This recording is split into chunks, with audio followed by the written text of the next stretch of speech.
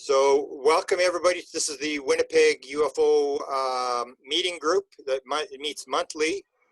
And the special guest that Mark had brought in for this evening is Desta Barnabe, who is an assistant of mine. She's actually even producing her own interview here, sitting in the background. And she does a lot of work for me. We've had a lot of discussions. I'll ask her a little bit about that. She's co-authored a number of books with me. She's actually done two books on her own with channeling experiences that she's had, and we will ask her how that's all done. So welcome, Desta, and thanks for doing, what is this, your third interview? Yeah, I think my third. Third interview. Maybe my fourth. You're sort of, I call you the female Jacques Vallée. You don't do many interviews, but when you do them, they're good. So let's basically start from the beginning. You've got a science degree at the University of Manitoba.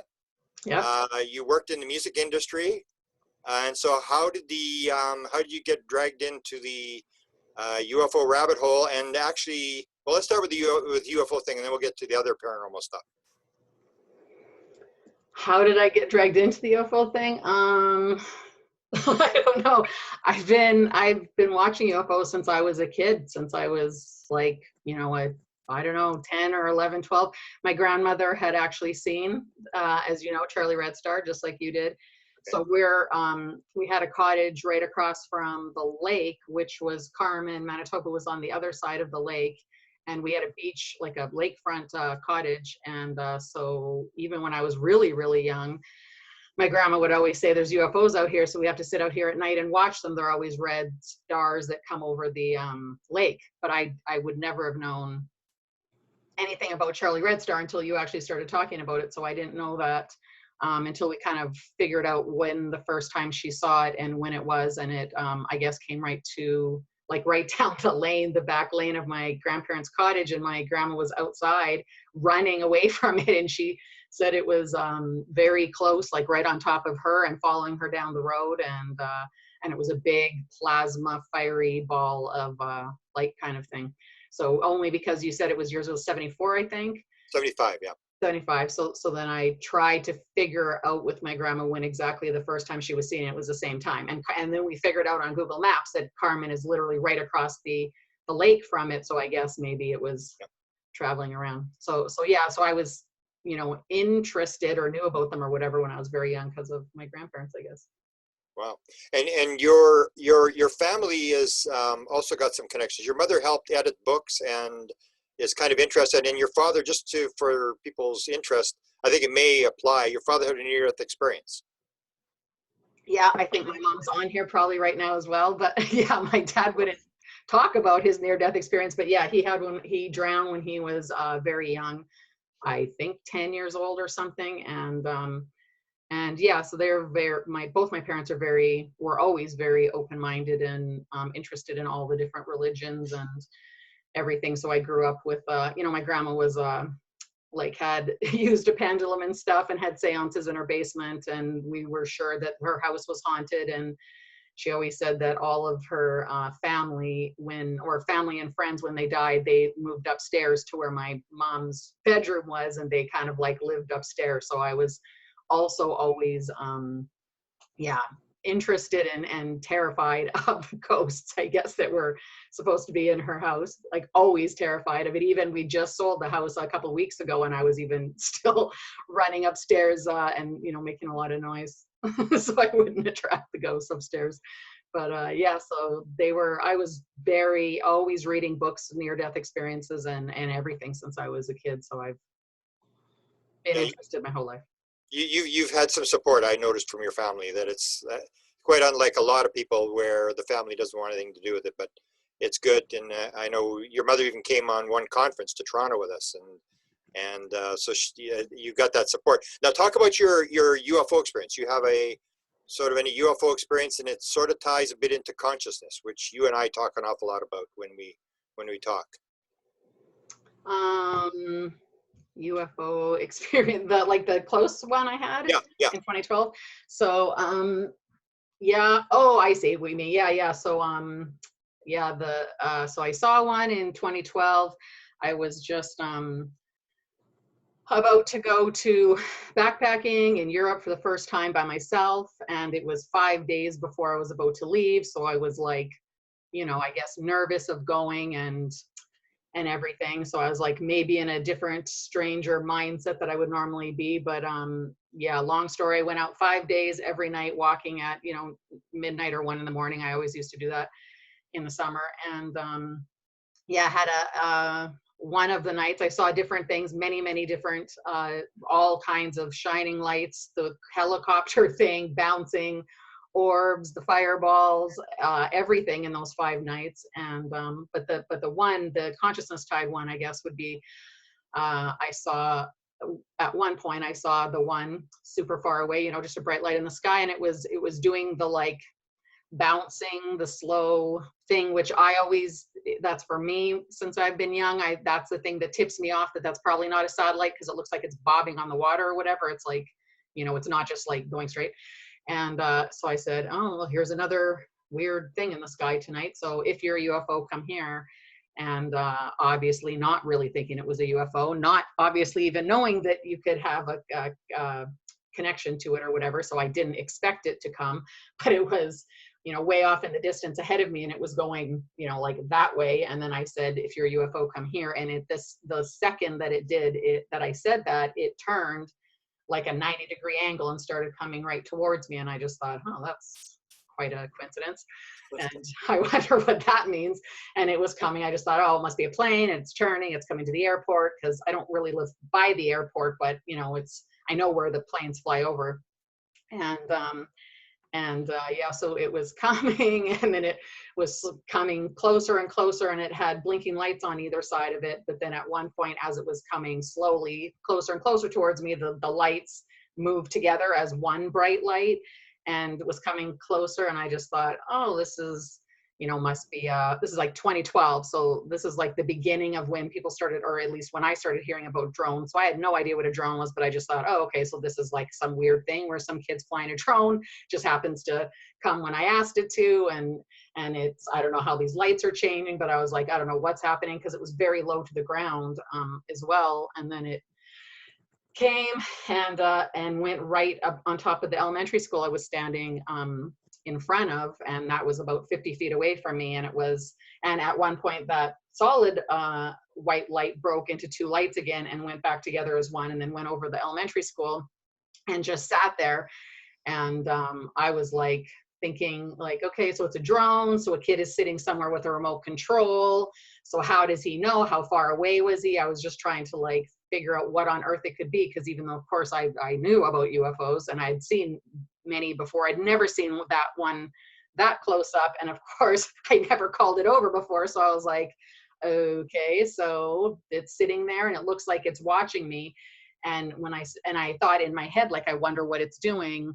And the like message that came into my head is, we're scanning you. And again, in those days, I had no idea what that even meant. And I thought that was just my own, you know, it didn't come in a weird voice in my head. It just came as a thought in my head. So I thought that, and I thought, I don't know why I'd think that. I don't even know what that means. Why would it be scanning me?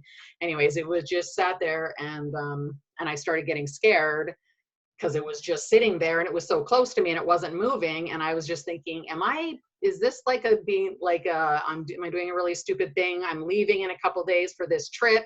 You know, if this is something and it's about to like take me away or something, maybe no one's going to notice I'm gone, because I was going to Europe for 3 months. And I thought, should I be walking by myself at 1 o'clock in the morning? Like, what happens if this is something and all of a sudden I just disappear? So I started thinking, should I be running?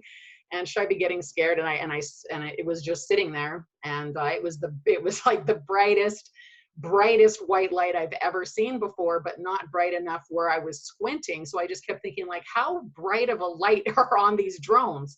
Because it was so insanely bright. And I kept thinking, I can't hear anything. Where's the kid? I was looking around all the fields there, and I'm like, where's the person that's controlling this thing? And then, yeah, I started getting scared. So I thought, well, maybe I should run. And as I was thinking that I should run, of course, like, I had the, you know, the Oz effect, or, you know, the time slowing down kind of thing. And all of a sudden I couldn't hear anything anymore. I thought my ears, something happened to my ears, like my ears plugged or something, because all of a sudden I couldn't hear anything. And then time slowed down. So then as I was like getting scared, waiting to run, all of my muscles, like I could feel every single muscle in my body tensing up like towards the side of my body to send me into the like slingshot to run in the opposite direction kind of thing, which it was kind of like in those days, the like cartoons or whatever, like, I don't know if it was Roadrunner or something where they would like go like this and then go that way. So I was like, could feel each millisecond progressing, and all of my muscles, I could feel every single solitary muscle in my body. I could feel which muscles they were. I could feel them tensing more and more and more and more and more as I was getting more and more scared, but I couldn't hear anything and I had no idea what was happening. And then all of a sudden, it like let me go or whatever. And as I ran, I only ran about 2 steps, just like the amount of steps that the physics would have allowed me to after my muscles were all slingshotted that direction or whatever.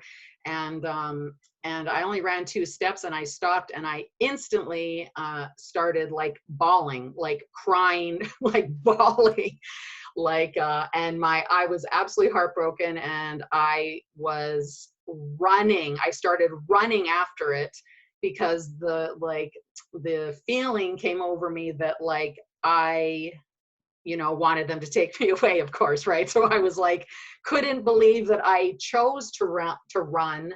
And as soon as I ran out of the corner of my eye, they moved and they started going backwards to the direction of the original direction from where they came. So I thought that was really weird. Before I ran, they moved, like they weren't trying to scare me and I didn't need to be afraid. And so anyway, so I was like, heartbroken and chased them. They never came back, but they just like kept going. And I ran through the neighborhood, like at 2 o'clock in the morning, like a crazy person, to the outskirts of the city to where there was just like a fence and I couldn't go any further. It was the perimeter. And I just watched them leave. So. Can I stop you for a moment and let you guys know that Mark Olson is finally here? Okay. Finally made it. And Grant, Okay. you're muted too. Yes. Okay. Okay, and so Mark is here, but he said he's barely here. Apologies. Oh. Yeah, Welcome, Mark. Oh, there you are. I've gone through 2 computers and spent half an hour trying to get online, but Yeah. You, You're not working. you live out in St. Charleswood where there's no internet. That's what the problem is. You're sort of breaking up, Mark. I listened to what Desta. I don't know. Am I still breaking? You're breaking up a little bit. Now? Can you hear me? Just Okay. barely. You're I'm gonna have to coming go in in and another out. room. Yeah, try the other room, and I'll give her the next question. Desta, what a lot of people may not realize is that you have been in a lot of paranormal classes. You know an awful lot about almost everything that falls into the paranormal. When you had this connection with the UFO, did you know about consciousness? Were you doing other things like card reading or dowsing or anything like that before your experience, or was this your awakening?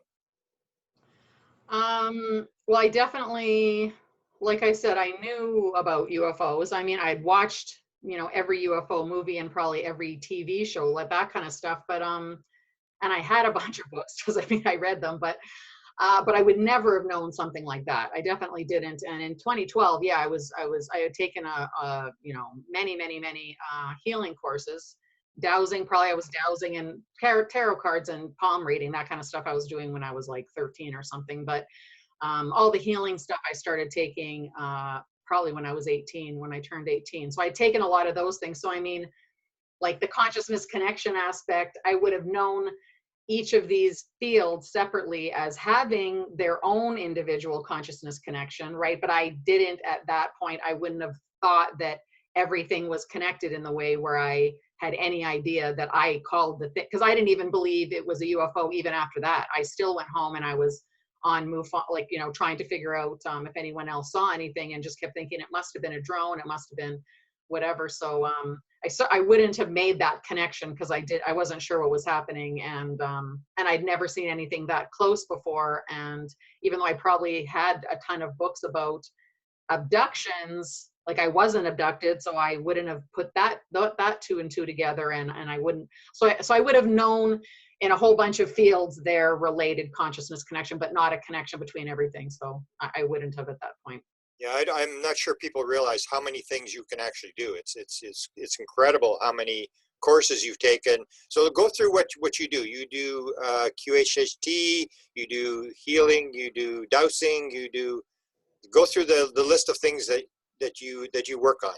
Now, you're not just a UFO person. And you and I, and maybe tied into, you and I did a book called Contact Modalities, which we just released, which sort of ties this all in together and sort of points out the fact that you may think this is all weird stuff in different fields, but in the end, it's probably all going to be connected. So go through the stuff that you do in terms of professional stuff. So definitely, I'm obviously sure it's all connected now. And that 2012 thing possibly was the trigger for me to realize it was all connected because of what happened a year after that, or maybe 2 years after that, which is when I had an experience where I was trying to link. And this is the year that I met you, I think in 2015. When I was so sure that it was all about, I don't really say it anymore, but in those days, I really thought it all had to do with theta, the theta brainwave, because well, maybe I'll say that story after, but yeah, so the 2012 sighting, I think, led me into this stuff. And then I met you, and then we were talking about this stuff all the time for sure. But I hadn't figured that, I hadn't thought about that kind of stuff before then. But I couldn't even remember all the classes. I don't practice lots of them now. I just have a good knowledge. I take the class to make sure I have a good knowledge, and I'm a crazy book hoarder. So I take the class and then buy every single book and then surround myself for a month or a couple of months or whatever, and try and read as much, but then I get bored and then I just have another thing. And then, so I never read all the books. So I'm certainly not an expert in anything, but I've taken, like, I'm a Reiki master, and I've taken many different kinds of dowsing. Like we were just at Janet and Miles, and there's like map dowsing and health dowsing and water dowsing and, mineral dowsing and a whole bunch of different kinds stuff to like take spirits out of the house and all that kind of stuff, because this is all connected. But I've taken lots of different healing modalities. I was in Thailand, I took Thai massage, and there's something called body talk that I do, and which is kind of a dowsing that has to do with like muscle. It's close to dowsing, but anyways, it's a little bit different. And therapeutic touch and reflexology. I was certified reflexologist for a while, and oh my God, like, of course, crystals and aromatherapy and I don't know, sacred geometry. I can't even think. I do lots of different things, but I mainly take the classes so I can, and astrology, because I think it is all tied together. And so I take the classes to figure out what the background of everything is, to try to tie it in, to try and figure out what the tie-in is between everything. And yeah, and from the Contact Modalities book and that perspective, which is, I guess what we both believe in right now, I definitely think that everything, it doesn't matter if it's healing and Reiki or dowsing or healing with crystals or meditation or channeling or tarot cards or even palm reading, because a lot of the things that you do, palm reading, you could say is more of a, how could that be tied to consciousness? But it's because when you're holding someone's hand, and I wouldn't have known this when I was 15 years old, and I was like at parties reading people's hands or whatever. But I mean, the point of all this stuff is that's like a psychometry kind of modality, right? Where you're touching someone, you're trying to tune in. So yeah, that if your lifeline is long and doesn't have any breaks in it, you're going to live a long, happy life or whatever. But the point of all of this stuff is not specifically even the like art or science that's behind the healing or dowsing or channeling or whatever. It's the state of mind that you can get in, and when you're in that calm state of mind, you can tune in better. So whether you're holding someone's hand or reading their jewelry or you know, looking at an astrology chart, and it's still very complicated what you're trying to do, and you have to remember a bunch of things. It's still tying into the vibration of the person and kind of helping to, whether you're, you know, trying to tell someone's future or horoscope, or read their you know, their palm, or healing, especially for the healing modalities. Of course, you can sit there and you can know how to do the Reiki symbols and just put your hands over someone, but it's not going to work as much if you can't get a good connection and be in a meditative state and actually have the proper intention and the proper, you know, protection, and the proper, you know, knowing how to contact your own people, spirit people, team, ETs, whatever you want to call them. If you know all those things, and it's the most important aspect, I think, that runs through everything, no matter what we're talking about, and all the contact modalities we wrote about in the book, it all has to do with the same thing, which is just you have to, like, get in a proper perspective, which I think is when you're in a meditative state and you're, you know, you can listen. And that's the thing with channeling. That's maybe the only little bit difference, is that you really have to listen, and you have to have patience and listen and trust what's happening. But you have to be in the state where your mind is completely and utterly, like, empty and blank. And you have to, and it's hard to stay in that state. But all of these things have to do with that same state. You can douse way better if you can get into that state better. And just like all of our orb stuff that we're starting to do now, like, I'm wondering if that's a tie-in too. If you can get to a meditative state better, can you call more things like orbs or something towards you? Or is it like a communication connection? And so are you asking because they are spirits and there is something in there and they want to connect? You know, I think it's all the same thing. It doesn't matter if we're talking about modalities or chanting, drumming, all the things that we wrote about. It's all the same. You have to get into the state of mind, which, like you would say, is shutting off your left brain, tuning into your right brain, the creative side, and the part that isn't the you know, the Mr. Stupid, as Dolores Cannon would say, or the super analytical part of you that's going to distrust everything and make up, like the left brain interpreter makes up and basically lies to you to make the world make sense when it doesn't make sense. And it doesn't make sense in everything that we're talking about. If we're talking about UFOs or paranormal stuff, this is the stuff that doesn't make sense. So this is the time when your left brain interpreter would kick in and start trying to tell you, like, oh, you didn't see that. There's not a light in the sky. It's a drone, right? That's why it's a drone. It has to be a drone. Where's the kid? It's a drone. So it's, yeah. Beautiful.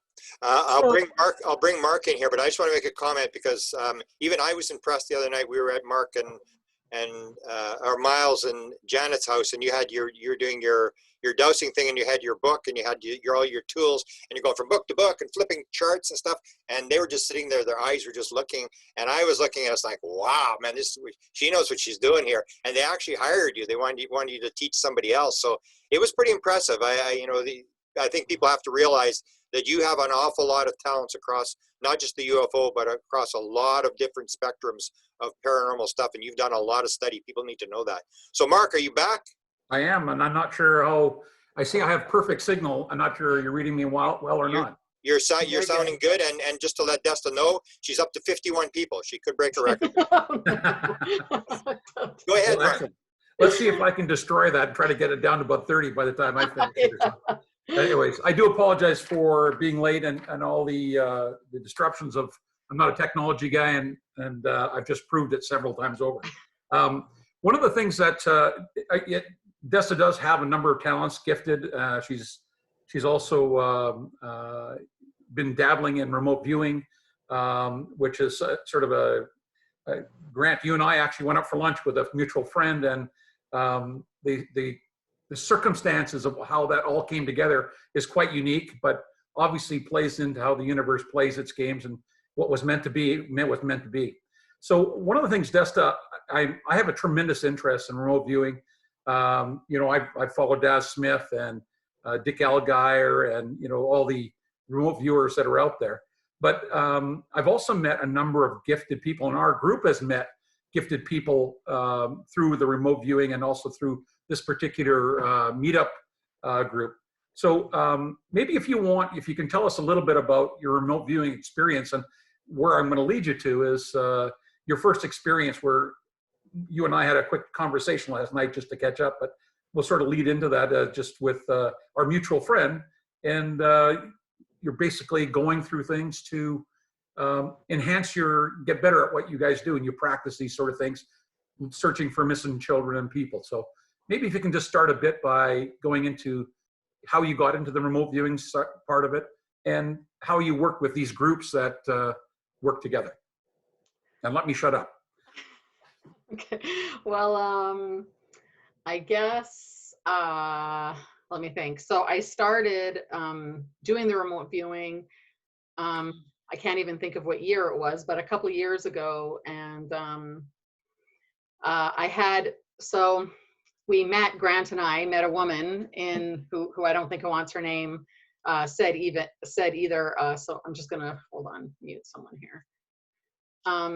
So we met her, and she's a remote viewer that works for the government, right? And but she didn't want her name to be brought forward. So I told her I was interested in remote viewing, and if she could send me some targets and teach me anything. But I guess she was like, sensitive, and maybe had some psychic things before as well. So when the actual people in the CIA started, asking her to do some targets, I guess, for her, she told me that, because I asked her to train me, but she actually told me, because if you know how to connect yourself, you shouldn't be trained.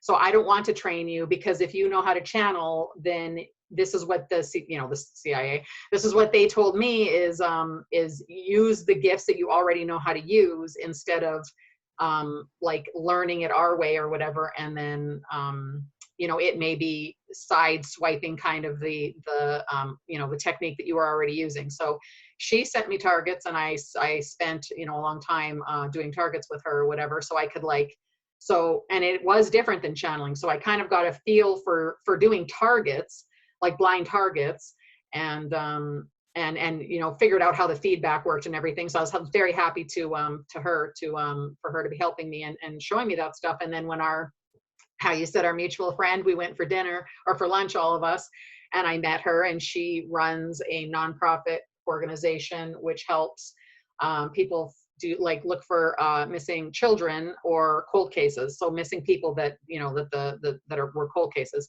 And she asked me to join the team. So she had like seven psychics, 7 people that did different work and different, that had different psychic abilities or whatever.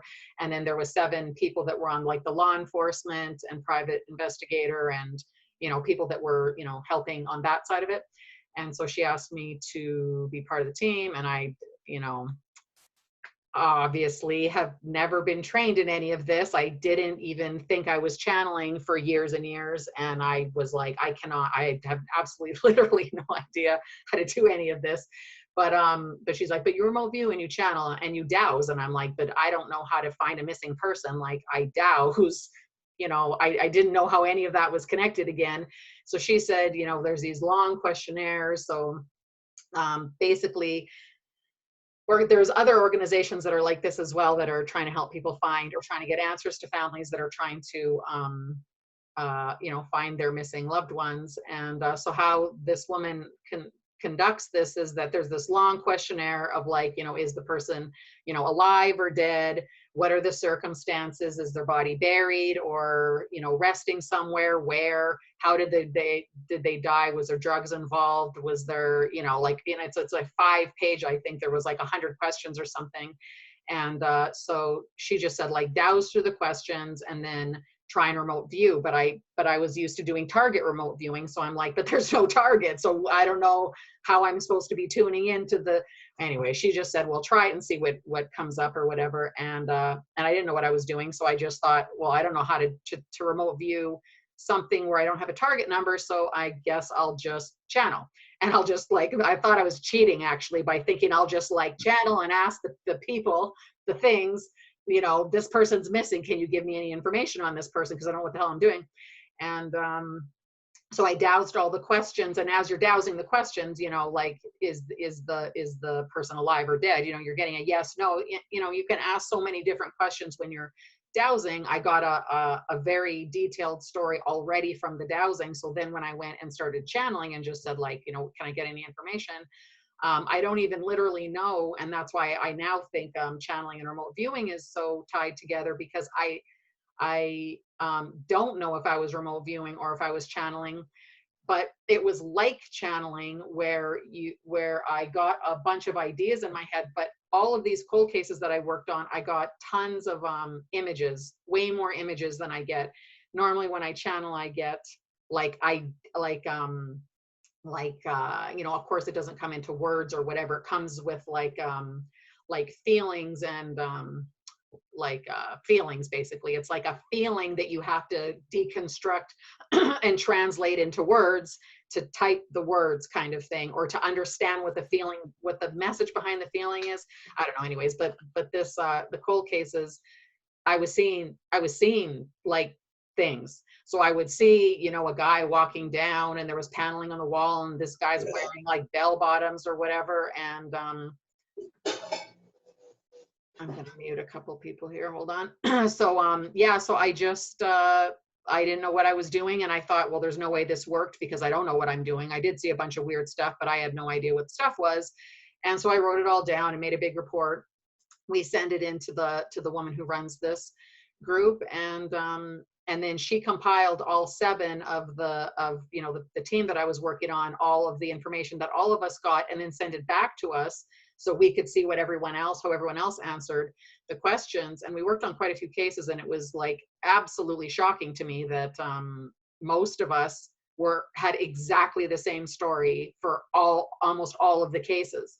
So of course, sometimes you can be off or whatever. So sometimes one person was way off and wasn't saying the same kind of thing that the rest of us were. But most of the time, like probably 90% of the time, all of us, or 90% of us, so say 6 out of the 7 of us, all thought the exact same thing. Tiny details, like, you know, tiny details were different, but most of it was like we saw the same color card, the same make of card, the same, he was in a basement, someone stole his watch, like all this kind of crazy stuff that you could not, I couldn't even believe. And I really thought I had no idea what I was doing, but it's like, I didn't know what I was doing, but it's just weird that I don't know how.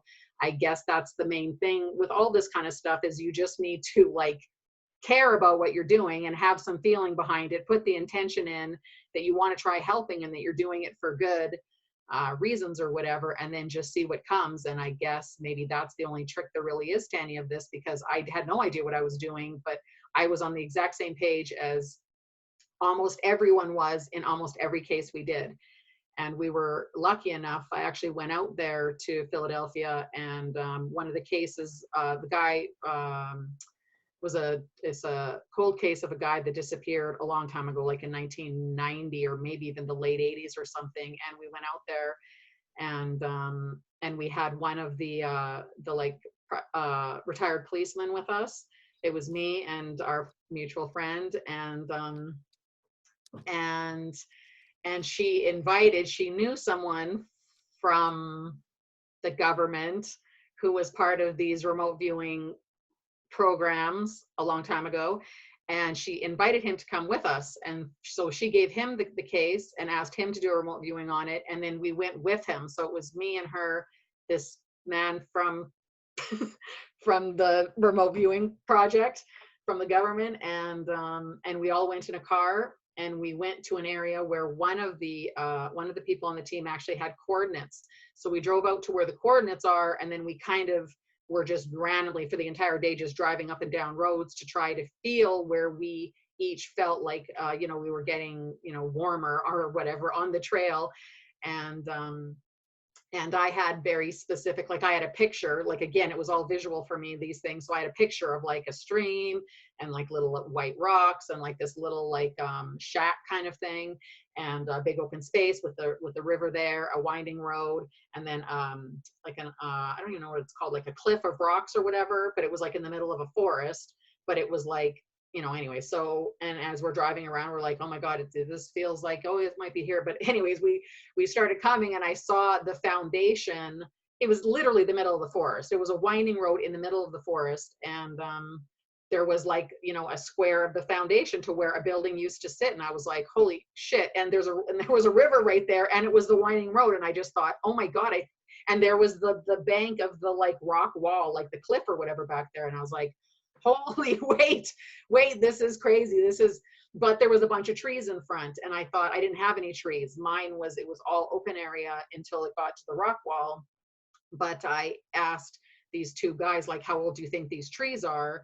Because I didn't see any trees. But anyways, they ended up saying that they thought they were 30 years old or however old exactly that the case was. So obviously those trees weren't there. So I guess the vision that I might have had might have been to the point of, when the actual thing happened or whatever. So we got out of the car. So we decided to stop there. Everyone thought that this was a good spot and, felt good or whatever. So we got out of the car, and me and this woman, our friend, said, okay, so let's go. And we're both going to go to 2 individual spaces on the river. And we're just going to tune in or meditate for a second, see if we get anything, to see if this is a hit and this could be the area. And the gentleman from the government went the opposite way. And the cop, who was he didn't hardly even believe in anything psychic. He thought we were totally crazy, but he just had retired and he was interested in being on the team and seeing what we could come up with. So he was didn't care about anything else. He's just I'm going to sit in the car. And him and the government guy had been sitting in the car the whole way down talking about his brand new truck, and it was all half hybrid something. The motor never shuts off, or when you turn off the key there's still another motor. Whatever they were talking about, how amazing his new truck was or whatever. So anyway, so we all get out of the car. He stays in the car. We all get out and go to 3 different spaces on this river and sit down to to tune in or whatever. And I got it something good. She got something really good. And we thought that was it. So we were there for, I think we said we would be there for 10 minutes or whatever. And then we'd meet back at the car. So I finished my thing and I thought, this is the spot. This is really the spot. I really got that this was the spot. And so did our friend. And I was walking back to the car, and then I see this poor government guy walking up the road, totally covered in mud, in his socks, walking up this windy road. And I was I ran up to him. I'm like, oh my God, what happened? He's holding his hiking boots in his hand and he's soaking wet. And I'm like, oh my God, what happened to you? And he said, I don't know what happened, but I guess I fell into the river. And I was like, holy shit. So we're helping him and we're trying to get him dried off, and he's covered in mud, and we're trying to get all of his muddy things cleaned off and put into bags and all this stuff into the car. And when we get back to the car, the cop that was in the car says, I've never had any paranormal experience. I hardly even believe that you guys are, that anything you're saying is the truth. But I just had the weirdest thing ever. When you guys were there, after you were all gone for about 5 minutes, there was a power surge, and everything in my, brand new hybrid, whatever car turned off. I was talking to my wife, and that's not supposed to be able to happen because of the backup power of the hybrid motor or whatever. And he was just so shocked, and he's like, it's so weird. It's we were here, and so something paranormal happened because you guys were out there. And I just thought, oh well, I don't know even what he's talking about. So I'm like, okay, whatever. And the guy from the government, from from the remote viewing guy was I didn't know if he tripped or what happened to him. So I just thought, oh, okay, whatever. Anyways, me and our friend were like, oh yeah, we tuned in. It was really good. This is the spot. And we were all happy. So we get in the car and start driving away. And I see the guy, the government guy in the window, looking out the window like this. And I go, so what's the deal? What do you think? What happened? What happened to you? What's happening? What do you think about us stopping or whatever? And he said, I think that what just happened is that when you guys were, tuning in or whatever, he said, I think that what happened is the power or the force of you guys being able to connect and being in the right spot generated enough energy that it was kind of like an electromagnetic pulse that went out. And I think you guys turned off his car, that something happened, because he says, now that I know that happened, because we were only gone out of the car for 10 minutes. And he said, and now that I know that happened, he said, I can't remember falling in. So he said, I think that this pulse powered off the guy's motor or an engine in his car or whatever. And he said, and I think it made me lose consciousness for a second. And I think I fell in the river because of this surge of energy or whatever. So, who knows if that's true at all, but that was a pretty good story if it is true. It is. I mean, remote viewing and having there are many groups that are involved with this, and I know our mutual friend is incredibly gifted, and she wouldn't pick any of you 7 unless she was absolutely certain. And when she talks like makes confirmation with the creator. She wouldn't take anyone on our team, and I've introduced her to people that she says no, they're not right for the team. But how strange it was that you were coming to the lunch, and Grant said, well, maybe you're not going to come, and then it ended up being that connection that worked for you. Obviously it was meant to happen, and you obviously Sandy made the decision right off the bat that your friend, anyways, whatever her name was, you'd be in the group. So the group issue, and being able that how everyone aligns with a thought process and follows the same path is remarkable, to say the least, and one of the fascinations of remote viewing. The other issue is, the idea of the 3-letter agencies that I suspect this is not something that's a minor part of the 3-letter agencies. I suspect they have groups. Obviously, the movie Men That Stare at Goats was based on the Ingo Swann's first go around at that.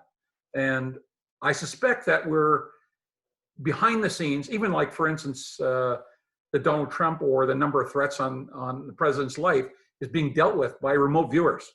They're actually looking for these type of things. So looking for people like yourself that are very gifted, I think are becoming the backbone of, I mean, you can have weapons to destroy people, but to be able to see things go back into the future is something quite incredible, and a tool that can maybe even stop wars from happening and that sort of thing, which is that's not even an underrated thing, to think if you could stop an assassination or stop a nuclear weapon going off, as I think in our interview, Grant was running an interview with Pam Dupuy, and she had mentioned that she was a remote viewer for the CIA, and she went into the Pentagon, into a room where she recognized the person, and I'm getting goosebumps here just even talking about it, because Pam was very close to me and we spent a lot of time together. She went into this room, she said, through the floor into the Pentagon, and she was in a meeting with some generals and somebody that looked like I'm trying to think of Bush's vice president, Cheney. So she recognized the ring he had on his hand, and then she saw 2 remote viewers come through the wall to challenge her in the Pentagon. So she went through the floor and actually got out of the place, and she actually quit at that point, being in the CIA, because she had so much fear that came from that these people can now, so obviously they're using remote viewer to protect people. They're using remote viewers to guard for meetings, because people like yourself and many others that can travel like this can appear in meetings and listen to what's going on without even being witnessed and seen. So there are no secrets in this kind of a world. So I can see how that is such a powerful thing, and why they would seek people like you, Desta, to be a part of that sort of thing. And I sure hope you carry it on, because I think that's an incredibly exciting thing to be involved with. So if you, 3-letter agencies, I mean, you're a Canadian, you travel in the United States lots. Do you ever get questioned at the border? Do you ever? I have not, no, thankfully. Yeah. But I know after this interview, you will.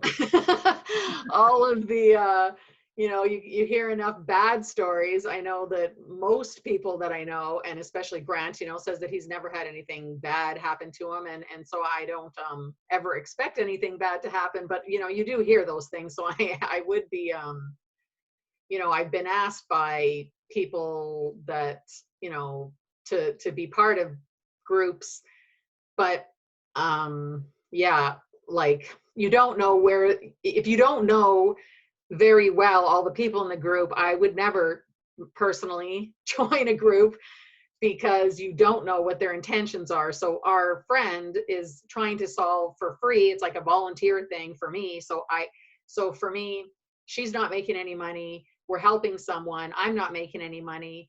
So for me, I see it like it's going to work better, or like I'm going to be more protected, or no one can come after me. I don't know what I think specifically, but like that's safe for me. But I've been asked to be in groups where they're like, you could get a lot of money, I could get you into this group, and it'll be, and it's like, who are the people? And I'm like, no, I would never, I don't want to be associated with people who might be using it in the long run for some kind of nefarious, you know, means. And that could of course happen. And if you don't know the people, and then it's with money, then it's like, I don't know, I just, you know, wouldn't be interested in that. But yeah, of course, if that the ideal situation, Mark, that you're saying is, of course, if there were groups that were, you know, and our friend calls them the white hats, right? If there was the white hats and there's this big organization, the white hats, and they wanted me to work, and it would be like, you know, 100 hours a week, but it would be all good, for all good, and you knew that the people were doing it for all good, I would do that in a second. I'm interested in doing things that would help. And of course, I would love to be paid, but in this circumstance, it's probably better not to be paid. And if you could trust the people, and if it was for trying to, you know, figure out where someone was going to get attacked, or where, you know, trying to help, that's good. But the problem is these things also then fall into hands of people who aren't using it for only good purposes. And then how do you know the agenda that they have? And I'm just like too worried about, you know, that happening, or then them seeing what you can do. And not like I think I can do anything, but I mean, you know, for someone else, if they were really gifted, I mean, that I would be scared for that person if they don't know the you know, agenda behind whatever groups of people are trying to find people who do have abilities. You know, it could of course fall into the wrong hands, and a lot of people that's what they're looking for, right? So yeah, it's, you know, we've it's been said by a number of people, but I'm going to ask you your opinion on this. Do we all have these gifts? And for instance, in your case, you've refined your gifts and got better. I know Mitzi has similar gifts, and that she's refined them over time. You think we all have these gifts, and this is something that, because you've gone to courses, you've taken your time, you've worked at it, and you've developed it. I know these other Dick Valgeiers, and that they said they spent 15 years refining their skills. So you feel we all have these abilities, and it's just a matter of working them?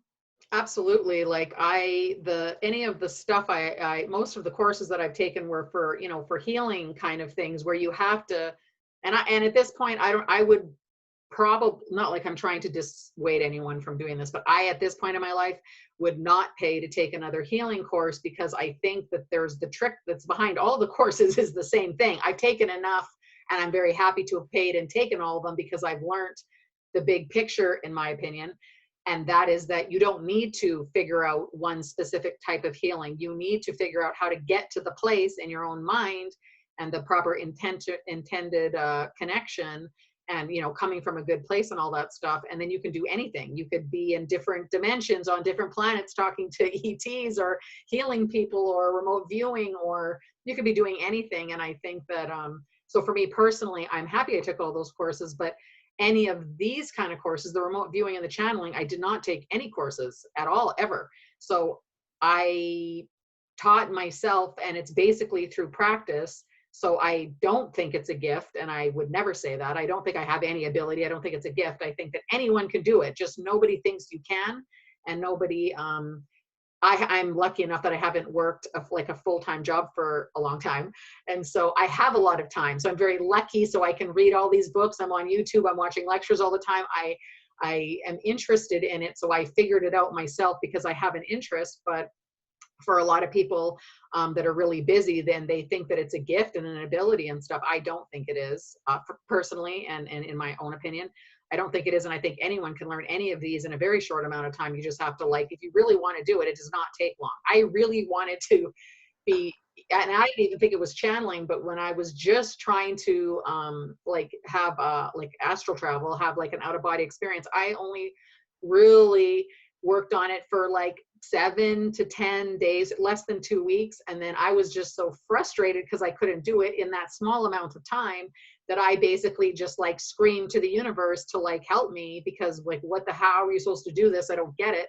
And then all of a sudden, you know, I had some things happen, but I think it happened because I cared enough, because I spent enough time, but it was a short amount of time, but I spent all night, every night for, you know, 10 or 14 days or whatever, trying to get out of my body. And then because I cared enough, I had enough emotion, and I also think the emotion of me screaming to the universe, like, someone help me already, what the hell am I supposed to be doing, that the help came. So I think it's the same thing. It's like, I'm lucky because the help came, but I also think it's not luck and it's not an ability. It's because that's the whole point of it. You have to have the, you have to have the emotions behind most of this stuff, intentions in general, manifestations in general. And I think just because I really wanted to do it and was really trying, then I was given the help that I asked for or whatever. So you were wanting to travel, astral travel, and you got frustrated. You reached out to the universe, and you were delivered beings that came to help you. Is that correct?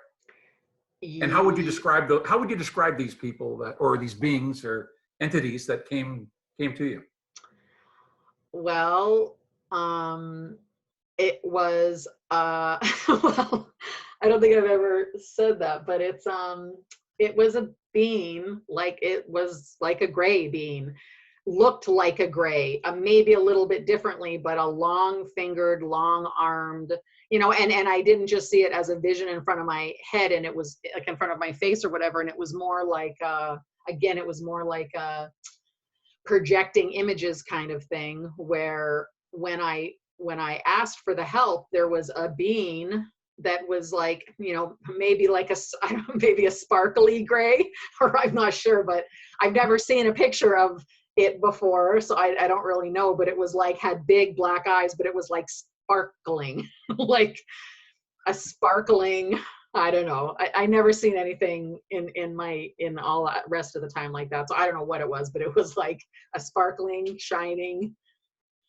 small, big, black-eyed being. And anyways, and it said, yeah, so I said, like, how are you supposed to be getting into theta? Because I was like all obsessed with thinking that, theta, the theta mind state, because I was taking the QHHT, the regression course at the same time. And the big thing with Dolores Cannon and how to regress people is not the big thing, but the most interesting aspect of Dolores's way that she was regressing people was to, you spend an hour, people are under for 2 hours. And the first hour you're going through past lives. And the second hour is the interesting part for me. And it's when you say to the person, can I speak to your higher self? And that's when you can do the healing. That's when the person kind of seems like they're channeling, because they're channeling their higher self or whatever. And that's when you can say, like, Mark, can I speak to your higher self? And then sometimes the voice does change, and and I've had some crazy experiences with, when I'm regressing people. So that's the part that I was interested in. I took the course only because I didn't want to regress anyone. I like to do it because I would like to help. So I'm I do it, but I didn't take the course because I wanted to be a practitioner. I took the course because I wanted to figure out the loophole, because I had been regressed a couple times in the past and it never worked. So I'm very stubborn and logical and left-brained. So I just wanted the workaround to how I could talk to my own higher self and didn't have to keep paying someone for regressions, right? It was like a cheapskate kind of way out. Instead of paying $500 for one session, pay I can't remember how much it was, $1,500 or something, and just learn how to do it and then figure out if you could do it yourself. And because you have to trust the person who's regressing you, and I don't trust people that I don't know and everything. So it never worked for me. So I thought, I'll take the class and figure out how to cheat for myself. And so I was like obsessed with this theta thing, because this is the thing that Dolores says, is once you can finally talk to the person's higher self, it's because they're under enough, because you've already spent an hour with going through their past lives. So they're like in the somnambulistic state. So they're deep enough into theta that they're almost in delta. They're almost actually asleep. And so their left brain is turned off and you're only speaking to the right side. And that's why you can connect better. Their ego is gone because their left brain is off, because you've been regressed for so long. It's like they're almost in a trance-like state. So I was doing that at the same time, taking a different course, which was the astral travel course, or out of body course. So every night I would not sleep and I would stay up all night and try to, you know, body, mind awake, body asleep. So you sit there until you're falling asleep, and then you have the rollover signal where you're supposed to roll over, but you don't roll over. So you're tricking your body into paralyzing itself. So you like stay up all night long with your body actually paralyzed, but your eyes open, looking around the room. And then that's when you're supposed to be able to get out of your body. So again, to me, that was the main part of it, is staying in theta long enough that you can get out of your body, or staying in theta long enough that you can start talking to your higher self. So I was so convinced that it was all about theta that that's what my scream to the universe was like, you know, I'm trying to stay into theta, but like, how do you do it? I can't get out of my body. I can't talk to my higher self. Like, what's the trick here? And yeah, so this The being. the sparkling thing. The sparkling thing. The I don't even know if it was a being. It was very strange. Like the body shape was maybe similar to a gray, but it wasn't gray, and it wasn't, you know, and it was sparkling. So I guess it wasn't a gray. I don't know what it was, but the thing came and said, "Oh, you want to know what it feels like to be in theta? This is what it feels like to be in theta." And its right hand touched my left shoulder at one point, grabbed my left shoulder. That's why I knew I had like a really bony long hand or whatever. Touched my shoulder at one point and said, "Oh, you want to know how to be in theta? This is how you be in theta." And it like, and I had the like experience where it like was inside my brain or something, and I felt my brain turning down, and I saw a knob, like the old school, like a stereo, you know, from the 90s or whatever, like with a big gigantic like volume knob. So like I saw the knob turning down, and I felt the brain waves, I guess, in my head. It just felt like I don't know how to explain it. It just felt like it was turning the knob down, turning my brain signals down. And as that was happening, it was like and one of the ways that we regress people or whatever, you imagine walking downstairs. And so I had the like feeling of down, down, down, down, down, as my brain was being pressed down, as I was seeing the big knob turn down. So it was just like down in 3 different kind of ways or whatever. And it kept turning it down. And so I felt my thinking also, and I could feel, and that's what it was, this being was trying to explain, is what it feels to be like in theta, and how it actually feels. So I had the feeling the entire time of down till, and then at the very end of it, I felt like I had just walked down, you know, 1,000,000 stairs, and I was standing in the middle of the earth or something, and it was like a parking lot, or it looked like a parking lot, but I was in the middle of the earth. And as I finished the stairs and my brain was basically shut completely off, I like, it was so like absolutely non-existent of anything. There was like, it was like nothing. I was like in the middle of the earth by myself in a completely like I don't know, like an isolation tank, like no anything, no little bit of noise, no feeling, no anything. It was like complete isolation and shutdown of your entire brain. And so they're saying like, this is how you get into theta. And then, but because I could feel how it felt, I felt what it was like at the end. And the end was like, not like my normal meditation, which was never really like that. You know, it was not like that at all. But I was good at meditating. I could meditate for hours and hours and have not one thought, but nothing felt like how this thing felt. And when they did that, I was like, oh, okay, like I get it or whatever. And then I was telling you yesterday, then they had like an analogy. They were trying to make it and this is maybe why the contact modalities was so interesting to me as well, because then they said one thing which I've never remembered ever, even in my original notes that I wrote that right after this happened, I have a big question mark. So they had this, like they were trying to make it analogous to something which I don't remember what it was, and then they said it's the same thing as this, which I don't remember. They said which is also the same thing as this, and then this was flying the ship. So I was on the front of what I thought or was, you know, which they were trying to make me think was a ship. And And so they said it's the same thing as, you know, how you fly the ship or whatever. But so they, again, I didn't fly the ship. Like a lot of Grant interviews all these people that flew the ship and tried and all this stuff, and, you know, we're going through the lessons. So they didn't, I wasn't doing that. They were saying this is also how you connect to the ship. And so again, they used my brain to show me how the brain connects to the ship. But it was exactly the same thing, where it's the knob turning down, the pressure on, I don't know, like stopping all of the stuff in your brain, as well as walking into the center of the earth. So, which is basically just means you can connect with the ship. So the way to fly the ship is the same as it is to astral travel, which is the same as connecting to your higher self, which is you have to get into the state where you have nothing, and then all you have to think about is the ship, and you can fly it wherever you want. So, and then they said, and the final thing was, which is the same as flying the ship. So as I was in the ship, they basically said, like, where do you want to go? And I, like, it was just like a zillion stars. I just like randomly pointed to one star. But then they took my brain, and they made my brain, they like showed me from where we were to, in a split second, to be at the star or the place where I pointed to, but used my brain.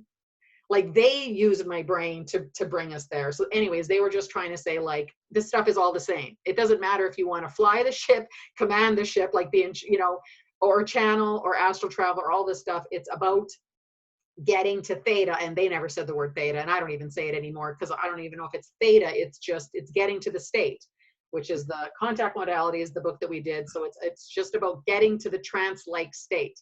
It doesn't matter what you do. You can fly the ship, you can control the ship, you can travel through space, you can, you know, do all this stuff. It's the same thing, but what it is where your brain is, what actually mentally or like psychologically, psychically is happening inside your brain, and how you're, and that is how you get to do anything, is what they were saying. Like, from what stupid things you're doing, trying to get out of your body, to flying a ship across the universe, it's the same thing. We use the same thing. Wonderful. Now, it's interesting, because I had mentioned to you even the last time we talked, that the idea of, do you think this is connected to time travel? I mean, we refer to it as time travel, but it could be just a different form of travel. We attach these names to these concepts. You think this way of being is a form of time travel? I mean, placing yourself in moments in time. Well, absolutely. And I've had many messages, not necessarily regarding time travel, but regarding past lives and parallel dimensions, which is like pretty tough to really explain. But yeah, I think it's the exact same thing. So the way that the messages make it sound like is that there's like an infinite amount of parallel dimensions. And I think I told this to Grant before as well.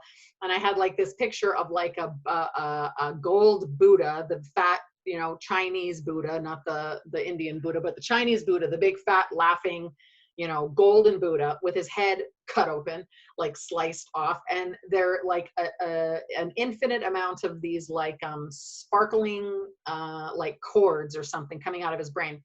And I thought each cord connected to each person, but they were like, each cord is actually the string that is you. And throughout the string, like throughout this sparkling cord, there's like a trillion, not really dots, but say small little dots. And each one of those dots on each cord is you. And that is you in every parallel dimension, every parallel timeline, every incarnation you've ever had in existence, is all the different like all the different little like specks on each single cord. So there's like an infinite amount, and they all attach to source. So the fat Buddha was source, and we are all a cord coming out. So the Desta that's in the infinite amount of parallel dimensions and timelines right now is all just the same cord. And that's why you can have, well, this is what they told me. So this is why they said that you can have past lives and you can remember them. And we were just talking, Janet Miles on here, about going to a different, going to Europe or whatever, and going, oh my God, this is my home. This is the best place ever. And well, it's because you have a direct connection with it. Not necessarily, well, yes, because it's a past life, but more the way they said it in my message is that because you're literally, you are the person. It's the same you. So it's the same cord. So in your past life, well, you're on the same cord. You're still attached to your past life. It's not like it's a past life. We think, when we say incarnation, at least the way I used to see it, is like, you know, you die and then your little like consciousness speck goes into another body, another body, another. It doesn't seem connected, but this analogy that they were kind of making me see is that the cord is connected, and that's why we're all one. You know, that's what they said, because we're all source, because we're all connected to source, because all the infinite amount of cords are coming out of source's brain, obviously not his real brain, it's real brain, but out of the brain. It's like, we are source because that we're from source. We're literally, the cord comes out of the source's brain, and you're connected to your past life or time travel, parallel dimensions, parallel timelines. It doesn't matter, because you're literally connected. You're part of the same energy that's coming, that connects you to source, is connecting all of your past lives, all of your, so time travel is very, I don't know if I've ever done it, so I don't mean frivolously, but I mean, of course, it seems like then time travel is very easy, because all you're doing is traveling amongst this one cord that is connected to source. And it's the same as, and Grant and I were just talking about this, you know, psychedelics, or being able to get into some alternate state of awareness, where you can just, you know, you're like, and I do this meditation every night where I choose to like connect with the higher self, with the future self, the future Desta that has the best reality and the best timeline that I can access in this 3D body and in this 3D mind. I want to go and shake the hands of the future Desta that is having the best life that I can possibly access from here. And I try to shake that hand, and I try to grab onto that hand every single night and pull myself to the timeline where that is me now, and I'm connecting with that Desta. And so I want to pull myself, and especially after 2020, you know, this year is so insane and so many crazy things happening. It's like, I don't want to be in this timeline. I want to be in the timeline where everything gets better quickly and there is less blah, blah, you know, like arguing and fighting and war and protesting and all this stuff. I want to be in the timeline where that Desta is having her greatest life and the world is a better place. So I try to, as hard as I can, shift, and who knows if that's how you do it, but this is what, you know, they've kind of told me, and I practice it all the time, you know, because it makes me feel like that might work one day. Just so everyone knows, I know there are lots of people sort of want to have some questions, and we'll ask some questions, or we'll propose some questions. I know, Desta, you had said it's best that people put it on the chat, and then maybe we could have Mitzi read the chat, or maybe even you read the chat for that matter, for questions. But just on that same vein you're talking about, so that you're basically becoming a master manifester of your own string. You want to take it to the highest and best. That's, I mean, you've always been the positive person. Lots of people talk fear, worry, that sort of thing. I've never heard you ever talk like that. So obviously you're leaning, and maybe I'll throw it to you on that. So would you call this manifesting, period. You're taking yourself to that place you want to be, period, the end. Yeah, and a lot of the messages that I get, they really say that this is about empowering yourself, and that everyone has the power to do this. And this, again, isn't that someone has special abilities or whatever. It's like everyone can do this, but the main thing is shutting off your thinking, getting quiet, and connecting and listening to your higher self. And you have the power once you get into that state. It feels to me, for the entire day the next day, or for days sometimes after that, I feel like I've gotten the power from when I can be in that state and connect. So, and they say that from that state, you're empowered, because yes, this is a conscious creation where obviously this is, you know, if you believe in the holographic universe or simulation theory, I mean, this is, again, Grant and I were just talking about this the other night. This is a game. It's a big game that we decided to be a part of. And, you know, so, and we're manifesting, we're creating our reality. Obviously, everyone, I think by now maybe knows that. And so it's just like, if you've heard that before, that you can create your own reality, I guess maybe a lot of people don't know how to put that into practice, but this is how you put it into practice. You meditate, you get to the place where you have the power, and you command it basically. And a lot of old, you know, people even like, well, maybe I won't say names, but I mean, old people, that John Dee and people in like the 1500s or the 1800s, Aleister Crowley and stuff, that used to be into magic and stuff. This is the point of all this stuff, is you're trying to command the universe to, and it's not like, and when I used to hear that, so I'll clarify that. So I used to hear that, command the universe, and I used to think that was like a weird, rude, like, I don't know, thing. You're telling other people what to do, but it's not. It's because you are the universe. You are part of your own universe. You're the person that's creating what you see every single day. So you're creating what you're seeing, Mark, and I'm creating what I'm seeing. So we're co-creating our reality when we're together, but when we're not together, every single solitary thing that I do all day, I'm creating it myself. I'm in charge of my own life. I've decided to be here. I have a contract, maybe you could say.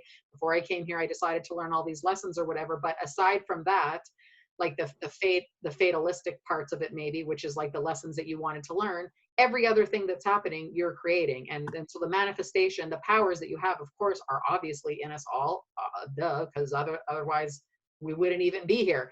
There's just that people don't know that. And so it's like empowering, I think, people to know that you can manifest and create everything yourself, and all you basically have to do is meditate. And so you can get to the meditation state, and you could be meditating all night, or you could be manifesting. And I meditated, I don't really spend that much time in meditation anymore. When I'm meditating, I'm creating, I'm manifesting, or I'm channeling. Basically, I don't really spend that much time in meditation, because the meditation for me, the point of it is you figure out how to get to the place you need to be. Then you don't have to be meditating. You could do it to have the practice, but you might as well be using it. And I think the point of meditation and the practice of meditation is not just to be meditating all the time. It's to learn how to get to the place where you can then create and heal and do all this stuff. And that's what I think we're here for. We are the creators of our own universe, and we are part of source. So we are source. We have the power. We can do all this stuff. It's just, it's like a weird thing that no one wants to talk about, when it's like the most important part of anything, because that's how we're going to change the world. That's how we're going to change our timeline. That's how we're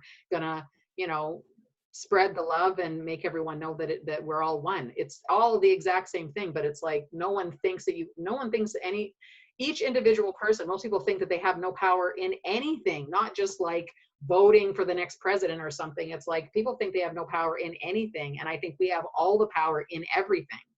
Right. That obviously is the dumbed down moment of civilization. And obviously, we have heard it from many people, this idea of manifestation, the connection to oneness, and how you've explained it is a very good explanation to me, and sort of comes home. So we really we control our own destiny. We either get caught in fear or love, and we allow ourselves to go along that track. And I call sometimes, playing the victim, and you fall into that world. But if you can actually stay in the positive and stay in the love side of things, and actually, as you've pointed out, Desta, stay on your path that you want to get to, that life that you really want to be in. May that be this one or the next one, or how that actually all takes place. This is now getting to be simplification of what this experience actually is. Like we have all these other complications and everything drawing us in 15 different directions. But when you come to this, there is such connection to everything, and to the happiness, or to the joy, or to all the things that we really want. So yeah, it's really exciting, because we've gone from UFOs to consciousness, to time travel, to, we've all had these many steps of experiences. Grant has, been spending 40 years of spreading the word of different things, and if everything from music to consciousness. But this is really quite remarkable how we can control this and bring it together. So I guess instead of, there's a couple of questions I know that are in the chat that I think we probably should get to. Can I answer? I can see one of the questions, and maybe it's the roughest one, so let me answer that one first. But yeah, you or Mitzi take them. I won't take them. But someone was saying it's a pretty like a nice sugar-coated way to put something if you were in a third world country starving to death. So and of course, if I haven't said, obviously I'm not here preaching to anyone. I don't know anything. This is obviously all of my own from my own experience and my own opinion. I'm not telling anyone that I know anything about anything, but my opinion of what that person was saying is that like what what all the old texts say, of course, is that spirits want to have, like, souls or bits of consciousness, whatever you want to call it, whatever we are when we're outside of this 3D reality, want to have an experience in Earth. They want to learn the lessons, because this is not real reality. We're not normally humans. This is not a huge part of our existence. This is a little tiny blip in the radar. So yes, of course, there's people suffering and all that. But when you're a little bit of consciousness and deciding that you want to come have a human experience, the amount of karma that people are, burning off by having a very rough life, living in a third world country, being a kid with cancer, a war-torn country, all this stuff. People, and this is the theory, I don't know, I'll just say that this is what I've read. And this is what my messages have been as well, is that those people, it's a progression of learning. So I was that starving person in some third world country as well as everybody here. And it's a progression where you're learning lessons and you're burning off karma. So you get to a point, it's not like it's not like anyone has ever just been a rich person, that's never had any terrible things happen to them. It's all a process. It's an infinity amount of lessons that you could be learning. So in my perspective, if you're in a third world country and having a horrible time and a really rough life, that's part of the lessons. That person then is going to come back, is going to die, and is going to, have to go and try and figure out what they want to do next time. And they've learned the lesson of suffering. I've regressed many people, and I've regressed people that are chickens and grasshoppers and flowers and ETs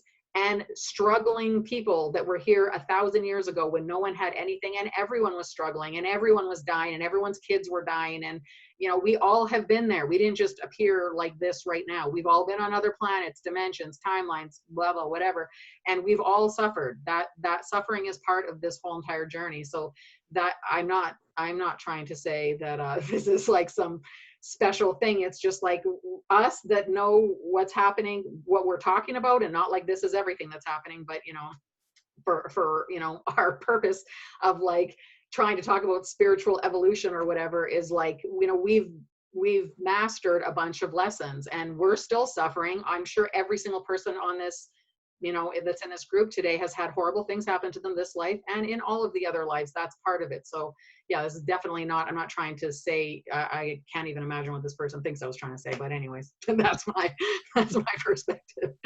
Yes. Can I pop something in for a quick second? I think I loved your answer there, and I think part of the equation as well is that we are multidimensional beings, and if we are focused on what someone's physical reality is, we are missing a huge amount of what we are. So that seems to be one of the hiccups right now on the planet, is people are becoming so overly focused on what's happening physical, and they're forgetting about the internal. And so some of the most evolved beings are going through dire circumstances, like you said, by choice. By choice. It doesn't mean they're less evolved. In fact, generally, they're more evolved. Absolutely. I agree. Just my 2 cents. Okay, we have a lot of questions. The first question is from Doug, and he asked that at 7:21. And it was at the beginning of your story about the UFOs. He wants to know, did it make any noise? None, no noise at all. And I saw many things that those 5 days I saw like an unbelievable, and I still never have said the entire story to anyone because it is so unbelievable. I hardly believe it, but I saw many things and none of them made any noise at all. No matter how close or far they were or what they were doing, there was no noise at all. Okay, Ahmad asked at 7:57, and that was about your astral traveling experience. What was your first astral traveling experience? I've only had 2, and they were both spontaneous out-of-body experiences. So I was taking this course to try to figure out how to be able to control it and to do it at will. But I had 2 when I was a kid. I don't know, they're not great stories, but I was like getting beat up at one point in I was literally getting beat up in, you know, when I was like 14 or something like that. And so the trauma, I guess, of that took me out of my body, and I was like this woman. I was like a kid, and there was like a woman like kneeing me, beating me in the head, kicking me in the head, and I was like not there. I like pulled out of my body, and I was like, and there was like a group of people. My entire high school came to like watch the fight or whatever, and there was like a whole 7-Eleven. It's like so crazy, but so there was like a ton of people there, and yeah. So as soon as it started, I basically popped out of my body, and I was like sitting at my feet and watching everyone else. I just watched everyone's faces were like wide open because anyways. So I was not even consciously in my body at all the entire time. I was like sitting down and just basically watching her kick me and watching all these other people just like with their mouths open and then eventually trying to like get her off me or whatever. But yeah, that, and another time when I was, yes, maybe getting high at a party, and I guess I smoked way too much, and we were sitting all of us around this table. And again, I was very young. I was 14 or 15 or something. And I was sitting at the table, and we were all sitting around a table. And all of a sudden I popped out of my body, and I was on the opposite ceiling watching myself, completely dissociated from myself, and just thought like had like a not revolted feeling, but had just like a, oh, I'm never like, ew, look at these people, or like I'm never getting back in there, or like totally, you know, I heard what everyone was saying. I was watching myself with like a white face, just like, and not able to, I don't even know if I was blinking, but I was like watching myself from up there, and I just had like no association to the body. I like kind of knew that person had something to do with me, but I was like completely not attached to my body at all. And all these people were like, oh, what's wrong with Desta? What's wrong with Desta? And I was like, and I just like knew, oh, Desta is that one. And that has something to do with like me up on the ceiling. But I was like, it was very strange, because I was like literally not, I can't think of a better word, but not revolted by the physical body, but just thinking like, I am not going in there. And then I was pulled back in when everyone was like shaking me, like, what's wrong with Desta? And then I popped back in my body, and I was too young and too, you know, so I had no idea really what happened. I knew I popped out of my body. Like I knew that was an out of body experience or whatever, but I was so shocked by the total, not like attached feeling that I felt towards myself, you know, when I was out of it, that I ran outside and started crying. I didn't even know why I was crying. And my friends were like, I've never seen you cry. What's wrong? And I'm like, I have no idea what just happened. But I was like, you know, it was an overwhelming feeling of like, what is that other part of yourself, and why it didn't love me? You know what I mean? There was like a very slim connection, but it wasn't a connection. It was like you know, like that's a thing. That human body is the thing that I use sometimes, but like I'm not attached to it, and I have no not compassion. I don't know what the words were, but anyways, it was so interesting to be in that position those times that I was trying to take this course and trying to get out of my body, just so I could have a different perspective, you know, like a Robert Monroe perspective, and go flying and meeting the ETs and all that kind of stuff. Okay, we at 8:14. Doug again asked another question. I had a woman show me my mother's face on her face. My mother had just passed on, and she said she is in contact with those who passed. And I didn't see my mother's face on hers for a few seconds. Let's see, I did see my mother's face on hers for a few seconds. He wants to know if you've ever heard of that before. No, I don't think so. They're trying to say that maybe like the soul or something of that, of it. Yeah, I no, I don't know. I understand what you're saying, but no, I've never heard of anything. Okay, I'm looking for the next one. There's quite a bit of communication on here, so I'm trying to find the next question. It is pretty amazing to think about projecting your mother's face on, or someone else projecting your mother's face on theirs. as you are with them. That'd be, I've never heard of that before, but that would quite something. I have heard Can I of that mention it? before. I have heard of that before. And it's very rare, very rare. Can I mention exactly how it was? Please. Hi, Doug. So, Grant, I had mentioned this woman to you. She's quite amazing. She lives on Shelter Island, and I went and saw her, and we were sitting together, and she had known my mom passed, and she says that she's able to contact people who've crossed over. In fact, she was very good friends with Dr. Edgar Mitchell, and she helped Dr. Edgar Mitchell in his flight to the moon. And they did experiments together. And so she said, would you like to see your mother? And I said, huh? And she said, would you like to see your mother? I can show you your mother. I said, well, how will you do that? She said, come and sit down. She goes, you sure you won't be frightened? I said, no, not at all. I'd be fascinated. And she sat across from me at her kitchen table. And she said, no, I'm just going to sit and look, and I'm just going to put a cold kind of stare at you. And she said, just concentrate and gaze at my face and just stay with it. And I did this for a while, and I saw some sort of almost like this weird blurry thing, and I shook my head and I turned away. And she said, are you okay? I said, yeah. She goes, you want to try it again? I said, sure. And I did, and she sat there, and I watched her, and we were about, 4 feet away from each other. And I saw that shifting happen, and my mother's face appeared on her face like a veil right over her face. And I said, oh my God. And it lasted about 2 or 3 seconds, and then it was gone. And it was 100% my mother. And wow.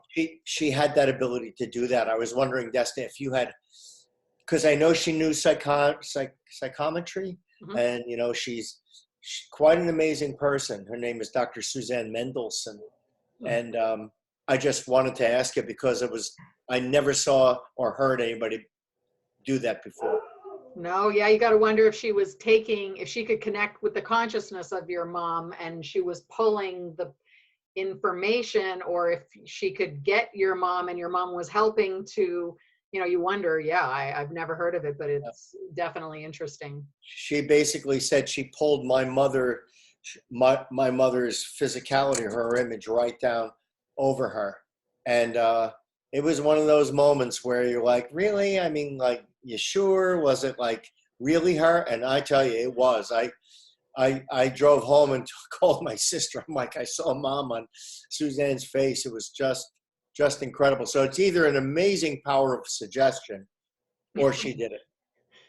And you wonder if it's the ectoplasm or something, right? If she was pulling something, what would make the 3D-ness, like the physicalness of it actually happen, and what was she using to make that happen? Interesting.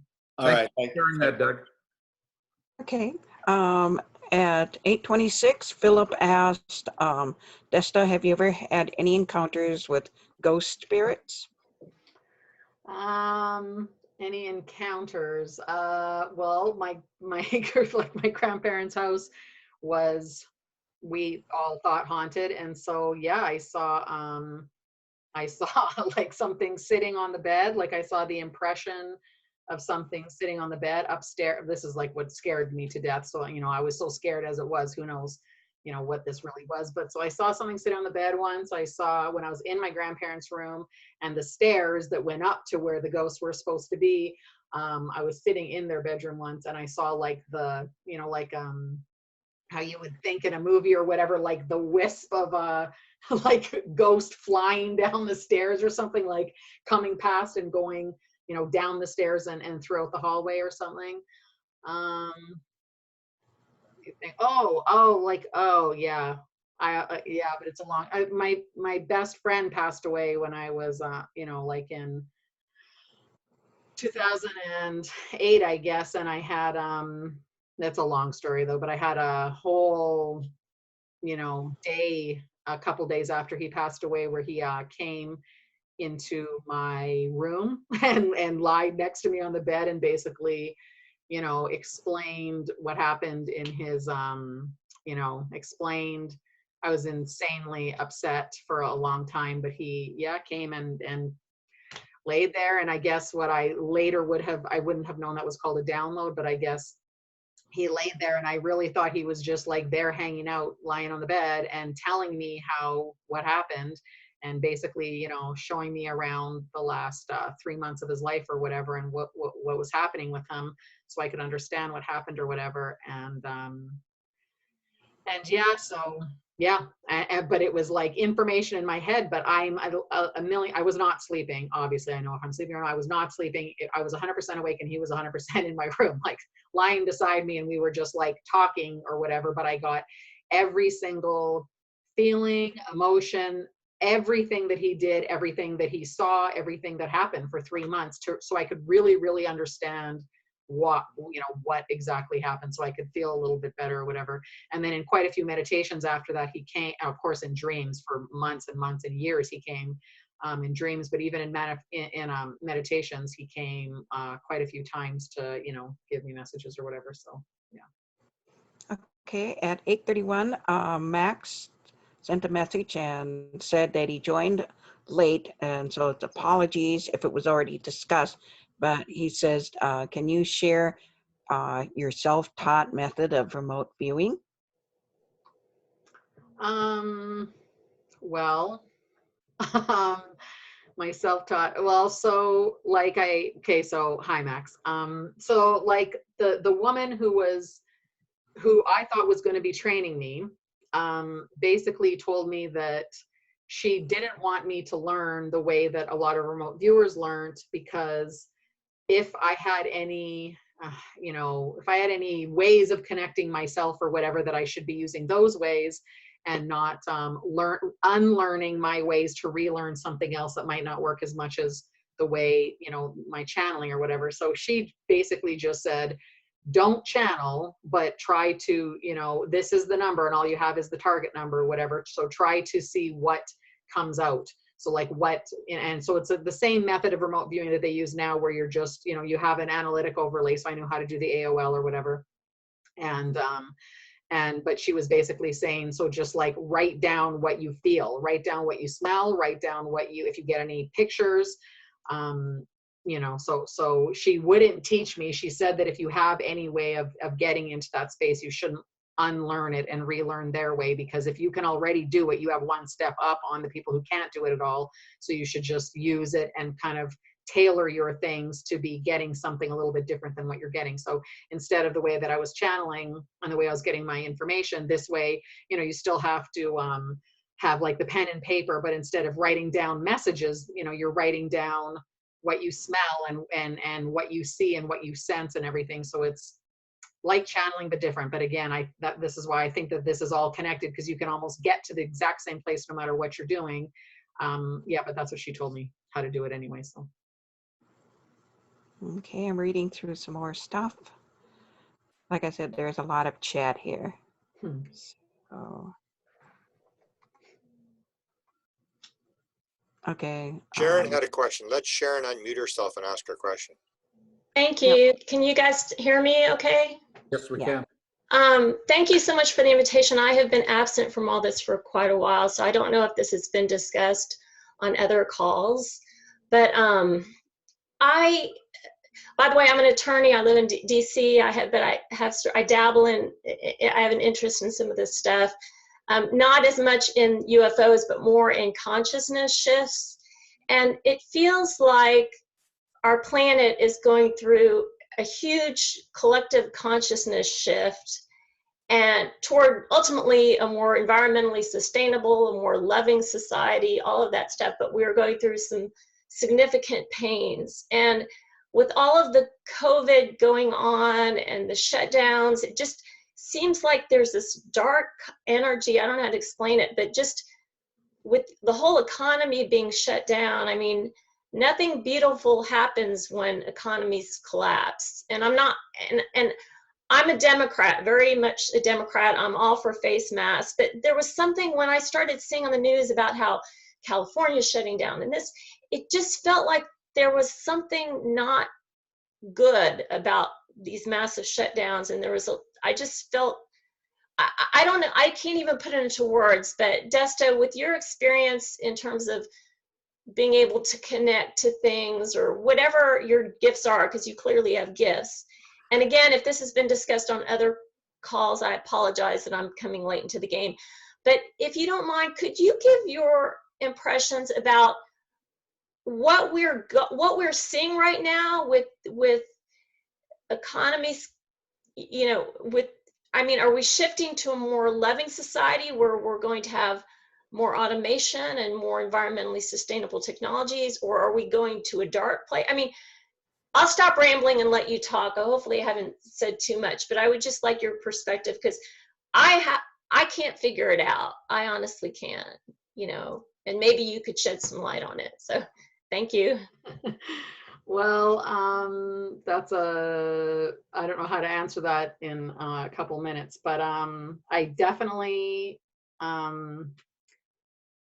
have been getting messages over something that they call the shift for years, and they now say that this is literally, we're in the middle of the shift, right? And it's like a long story, I don't know how to say it, but I had a message just only about a week ago, and how they kind of explain the shift to me is that, like, so how you're saying that there's such a divide, so there's a political divide, there's a financial divide, there's like so many, there's the for masks, against masks, the Republicans, the Democrats, the, you know, there's both sides, the protesters or the rioters, you know, like this is a insanely divisive time where people are at the, in my opinion, at the utmost, you know, obviously we've never seen everyone so divided before, but who even knows in, you know, human history if this has happened to the point of where it is right now, where people literally hate each other and want to murder each other constantly. And so anyway, so my message that I got, I channeled it maybe a week or whatever ago about it, and they basically showed me like an egg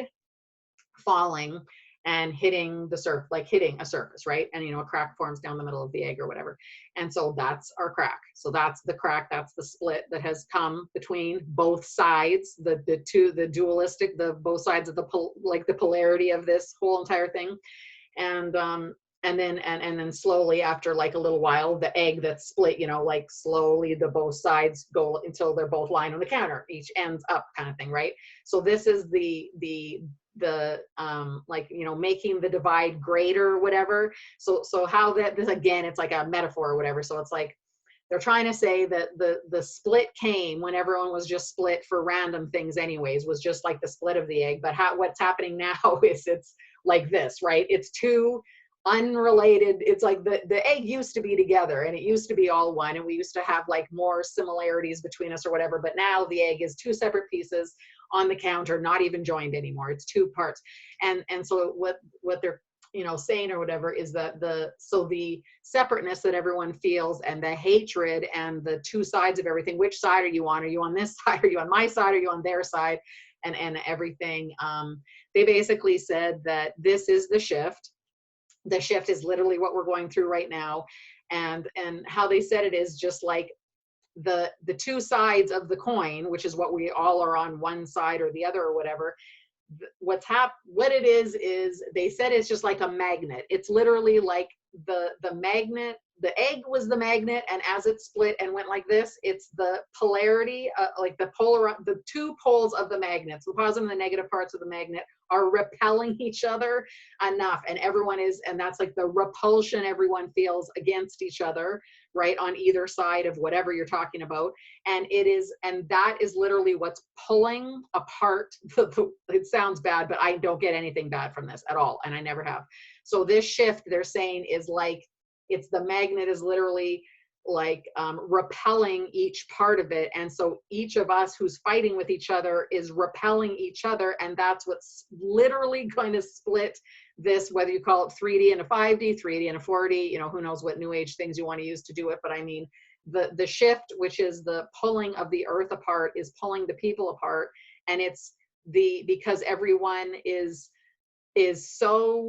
has so much emotion and is so sure that they're right about the side that they're taking, that's what's pulling everyone apart, and is literally going to pull the shift apart, and is going to pull the worlds apart, and is going to lead to the 3D world of where people have not yet graduated. And I kind of hate to say this part because it sounds like so take this how it resonates, because I don't know, like, again, this is just a message, who knows what it means. But so they're basically saying that for some people, the people that some people might call light workers, or the people that are trying to stay away from fear, trying to stay in love, trying to not fight with other people, trying to bring things together, trying to meditate on love, trying to pull our timelines to a better place, trying to, you know, do things in your own life, and the way that you act and the way that you talk and the way all, you know, if you're based on love, you're graduated. You're going to be graduating, and the people who have graduated are going to be pulled on one side of this shift, and on one side of this, you know, 3D to 5D, 4D, whatever you want to say it.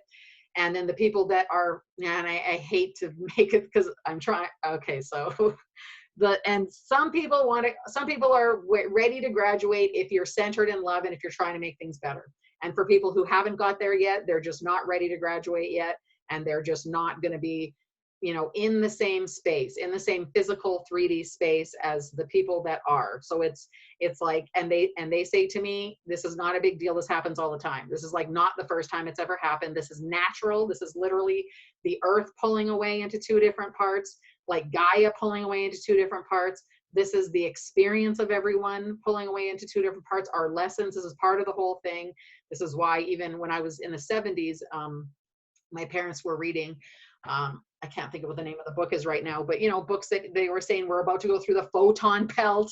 You know, in the 70s, they were saying it's a photon belt thing. Greg Braden in the 70s or 80s everyone's been saying it's a pole shift. It's all these things, but apparently this is all the things which is happening right now. This is the pinnacle of the shift, of the polarity, of the duality. And this is just some people, you know, again, if you believe in this, some people are going to be pulled into a place that's going to be a better place because that's what they're manifesting. That's what they're thinking. That's what they believe in. That's what the core of their being is. They're going to go to a place where it is going to be better, because whether it's because those people aren't going to be focused on fighting and war and killing animals and, like, you know, however you want to see it, some people will be in a place where that's not going to happen anymore. So whether it's because, you know, everyone's manifesting their own reality, and it's finally going to come where people are going to be in a place where things are just a little bit better. So whether the half of the other people, I don't think that they're all dying or anything. I don't think that the other half is all dying or anything. It's just going to be a shift where things are getting pulled apart, and people that are like-minded are going to be doing and seeing each other more, because they're going to be, you know, in the same place, and the other people will be in the same place as all the like-minded people as well. So it's not like, you know, some people are better or worse or whatever. It's just that some people have learned that love is the way to go, and some people just haven't been there yet, but they will be there, and they're going to have their own thing later. And, you know, it's all good, and it's all working exactly how it's supposed to be, so they say. So I don't know at all, but that's the information I got. Thank you, Desta. You're muted, Mitzi. All right. At 8:39, Nora put in a question: how do you eliminate brain fog when you're seeing something? For instance, when a person sees multiple pieces of a vision, and one of the things out of let's say 5 is a brain fog. Have you ever experienced that? If so, can someone eliminate that and learn how to trust and identify the key element of the vision? So that's an awfully long question. So I maybe don't understand. I don't know if So she's, maybe Nora could, yeah, Nora, I'm gonna look for unmute yourself and answer the question. brain. Sure. Yeah, I was. My question was about brain fog when you get a vision. For instance, there are, let's say, 10 elements of that vision, and all of them together they make sense. But perhaps one element out of everything that you see is noise. If you have experienced that ever, how do you eliminate that and zero down on what is the key element of that vision? That's I would say practice, and I'm certainly no expert, but I'll say for channeling and remote viewing for myself personally, I had to do channeling a million times before I could try to figure out. So you're saying brain fog, so I would say you know, if it's left brain interference. So when you're channeling, how do you know if it's you talking or if it's something else talking? So it takes a long time of practicing just before you can, I hate to say feel the shift, but I mean, for you to feel the difference of if it's your, you know, if it's your brain, you know, if it's yourself doing it or if it's something else doing it. It takes a long time to be able to feel. And then once you practice long enough, then you know, you could just tell if it's a feeling that's coming from you or if it's, you know, something that is totally separate than you, basically. And that's the same for remote viewing. So that's like brain fog would be like the AOL. So if you are remote viewing and you know, you're like, I see, and I had this specific one actually, like pyramid. So I saw, like, you know, it was dry. First I got like yellow and beige colors and dusty. And so, you know, you're trying to, in remote viewing, just like give the senses, like everything that you're, you know, sensing. So I saw like bright shining light, it was hot, possibly a blue sky, and then triangles. So you right away, your left brain comes in right away and you go Egypt. It's the Egyptian pyramids or whatever.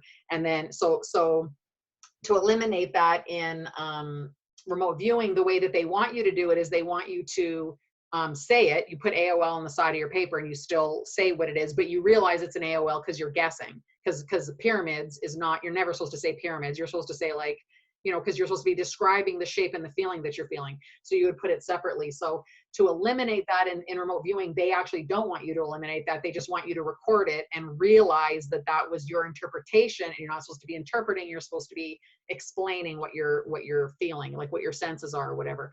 So, I mean, I don't know what specifically you're doing, but for either of those, what you could do, and for channeling too, when I was starting doing it and I never knew what was happening, I just thought, I'm just going to type or write or whatever, everything.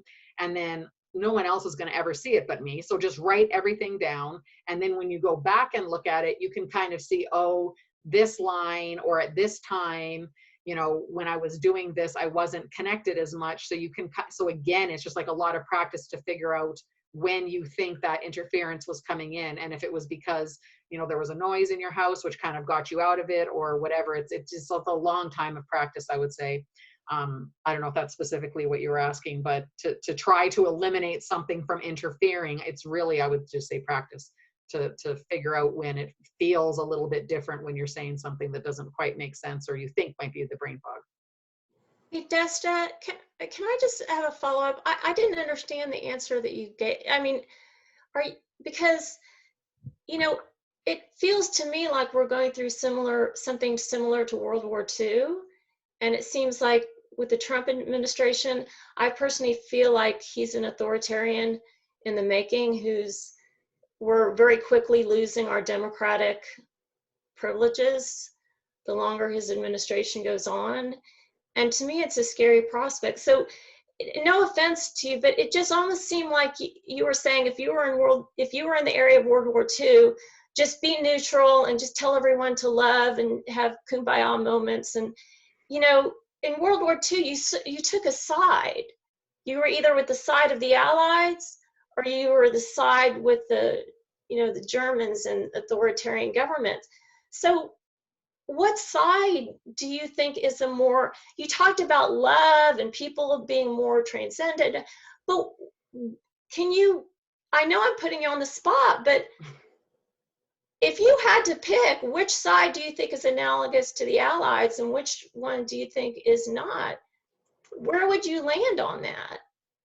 Well, I would say that, so I'll say again what my messages are, is that you can't be focused on fear or on negativity or fighting. So I know I get what you're saying, but I don't know if there is a side. And of course, I could say that a lot of people say that no side is the good side because it's not fair elections when there's only two people running against each other. You know, I could say a million different things, but and each side, I think, probably thinks they're doing the best that they can.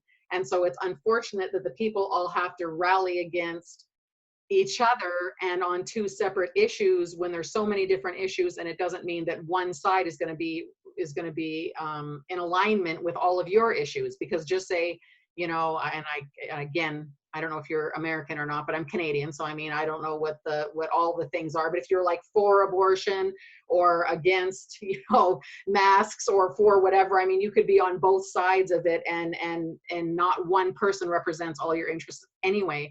So my messages are basically saying that it's not like you have to go and tell everyone it's all about love. You have to, because you are in control of your own world, your own creation, your own perspective of how your life is going.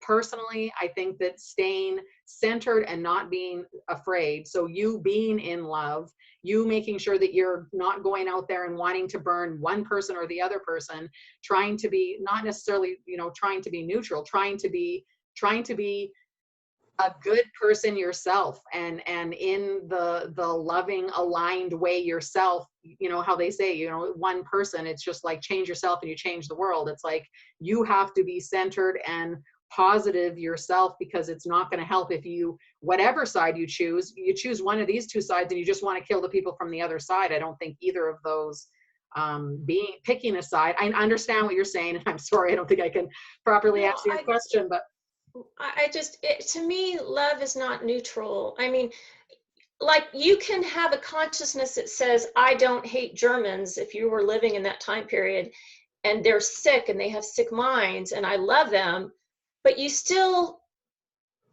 stop them from taking over countries. I mean, they're not mutually exclusive. You can have love toward people, but to sit back and do nothing, that kind of consciousness is what allows people like Hitler to take over the world. So anyway, I don't mean to debate you. I apologize. I'm probably going way outside the scope of what this is about. So my apologies. I'm just saying that sometimes the love, peace, joy, there's a sense of frustration that kind of passivity can be very dangerous. So, I mean, you can have loving thoughts, but still take action. That's all I'm trying to say. Right.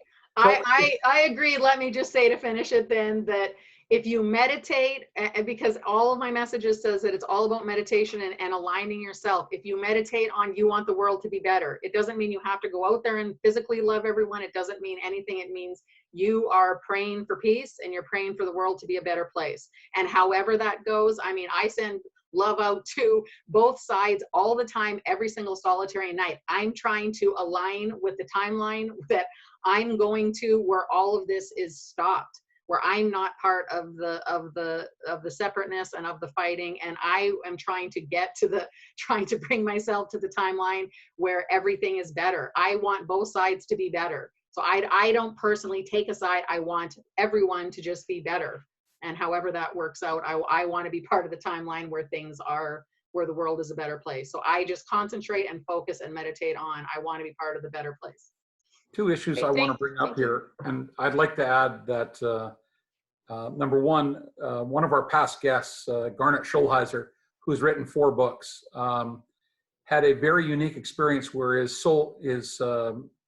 spirit guide took him to the afterlife, and actually went to a meeting.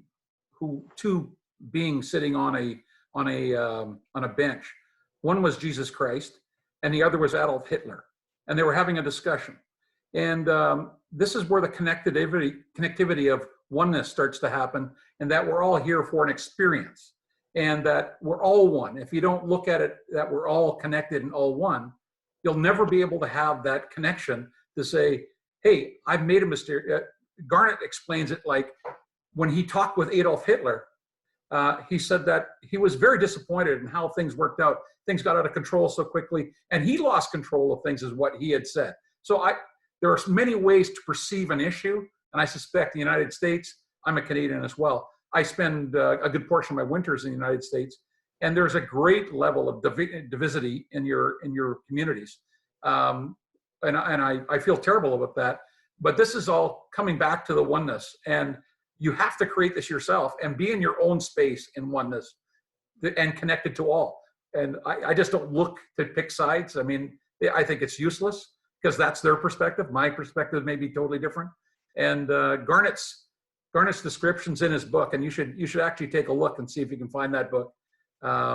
It's pretty amazing. And the discussion between Adolf Hitler and Jesus Christ was was something that changed my life, actually. And because I have an opinion of who Adolf Hitler is, and then I have an opinion who Jesus Christ is. And when I drew them together and connected the oneness of who they are, them being even connected, it changed my whole perspective of things. So I think you're caught up in the world of politics in the United States, which is a religion in the United States. And it's disappointing to see. And I recognize you want to protect your freedoms and rights and stuff like that. There's a lot of nationalism. And everyone, I don't want to get political because this is not a political show, but oneness is, and consciousness is. And these are things that get you past those points. If we could get everyone that comes to our meetings have an experience, if everyone in the world could have this kind of experience and listen to these type of things, I think it could change the world.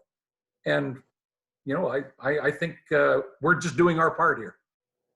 Anyways, Mitzi, do you have any other, it's getting. At 8:42, Bruce had a comment. I don't know if Bruce is still on. Could there be a connection between the shift and the magnetic pole shift that is now occurring? Yeah. Yes, actually. And they said that's very specifically to me. I actually just reread that a couple days ago or whatever. Yeah, that is exactly what it is. And same with, I've had lots of messages about, when there's big hurricanes coming and anything that has to do with the earth itself or herself, where it's a reflection of course, the actions of humanity. So again, the more that there is this conflict and, Thank you, Desta. Sure. So the more that this happens is what stirs up everything. So, you're going to have more earthquakes and more tornadoes and tsunamis and pole shifts. Thank you, Desta. As a geologist, I was listening to your comments about your. You have a very, who is? Right. I can't tell. Okay, I think It's a very bad connection, whoever it is. Whoever's talking, that's yeah. a very bad connection. Yeah. Mitzi, Bruce. is there any, we're past 9 o'clock and I don't. We're running out of time, but there's some more questions. Stacy said she got skipped for a channeling question. So if she's still on, if she wants to ask that question. Well, I don't want to keep anyone behind. I can ask it next time. Okay. Go ahead, Stacy. My question is about spontaneous channeling. It's happened to me maybe under 10 times in my life where I'm just minding my own business, doing my own thing, and suddenly I'm channeling to somebody. And at first it bothered me because I thought I should be in control of it. But it didn't feel like it was bad, but my brain was telling me that it was an intrusion, and I should have a heads up this was going to happen. And for example, it's happened just a couple years ago at work with one of my clients doing an estate sale, and then, their dead mother's talking for me. And I felt very uncomfortable about it. I didn't feel like it was professional. But long story short, recently I did an estate sale for a guy I went to high school with, and I was actually in his sister's grade who died of brain cancer, and I did her estate sale. And he was so torn up being at her house and the way she passed at the hospital because she had argued with him at the last day he saw her because he kept putting her oxygen mask back on her face and she kept pulling it off and saying, "Why are you trying to kill me?" and things like that. But long story short, I went into this channel mode. And I started speaking like her, apparently. And I started telling him things that I couldn't have known. And I don't even remember what I said or how I said it, but he's telling me this. And then as I was getting a bunch of anxiety afterwards and freaking out about it, I had this memory of being in high school 25 years earlier.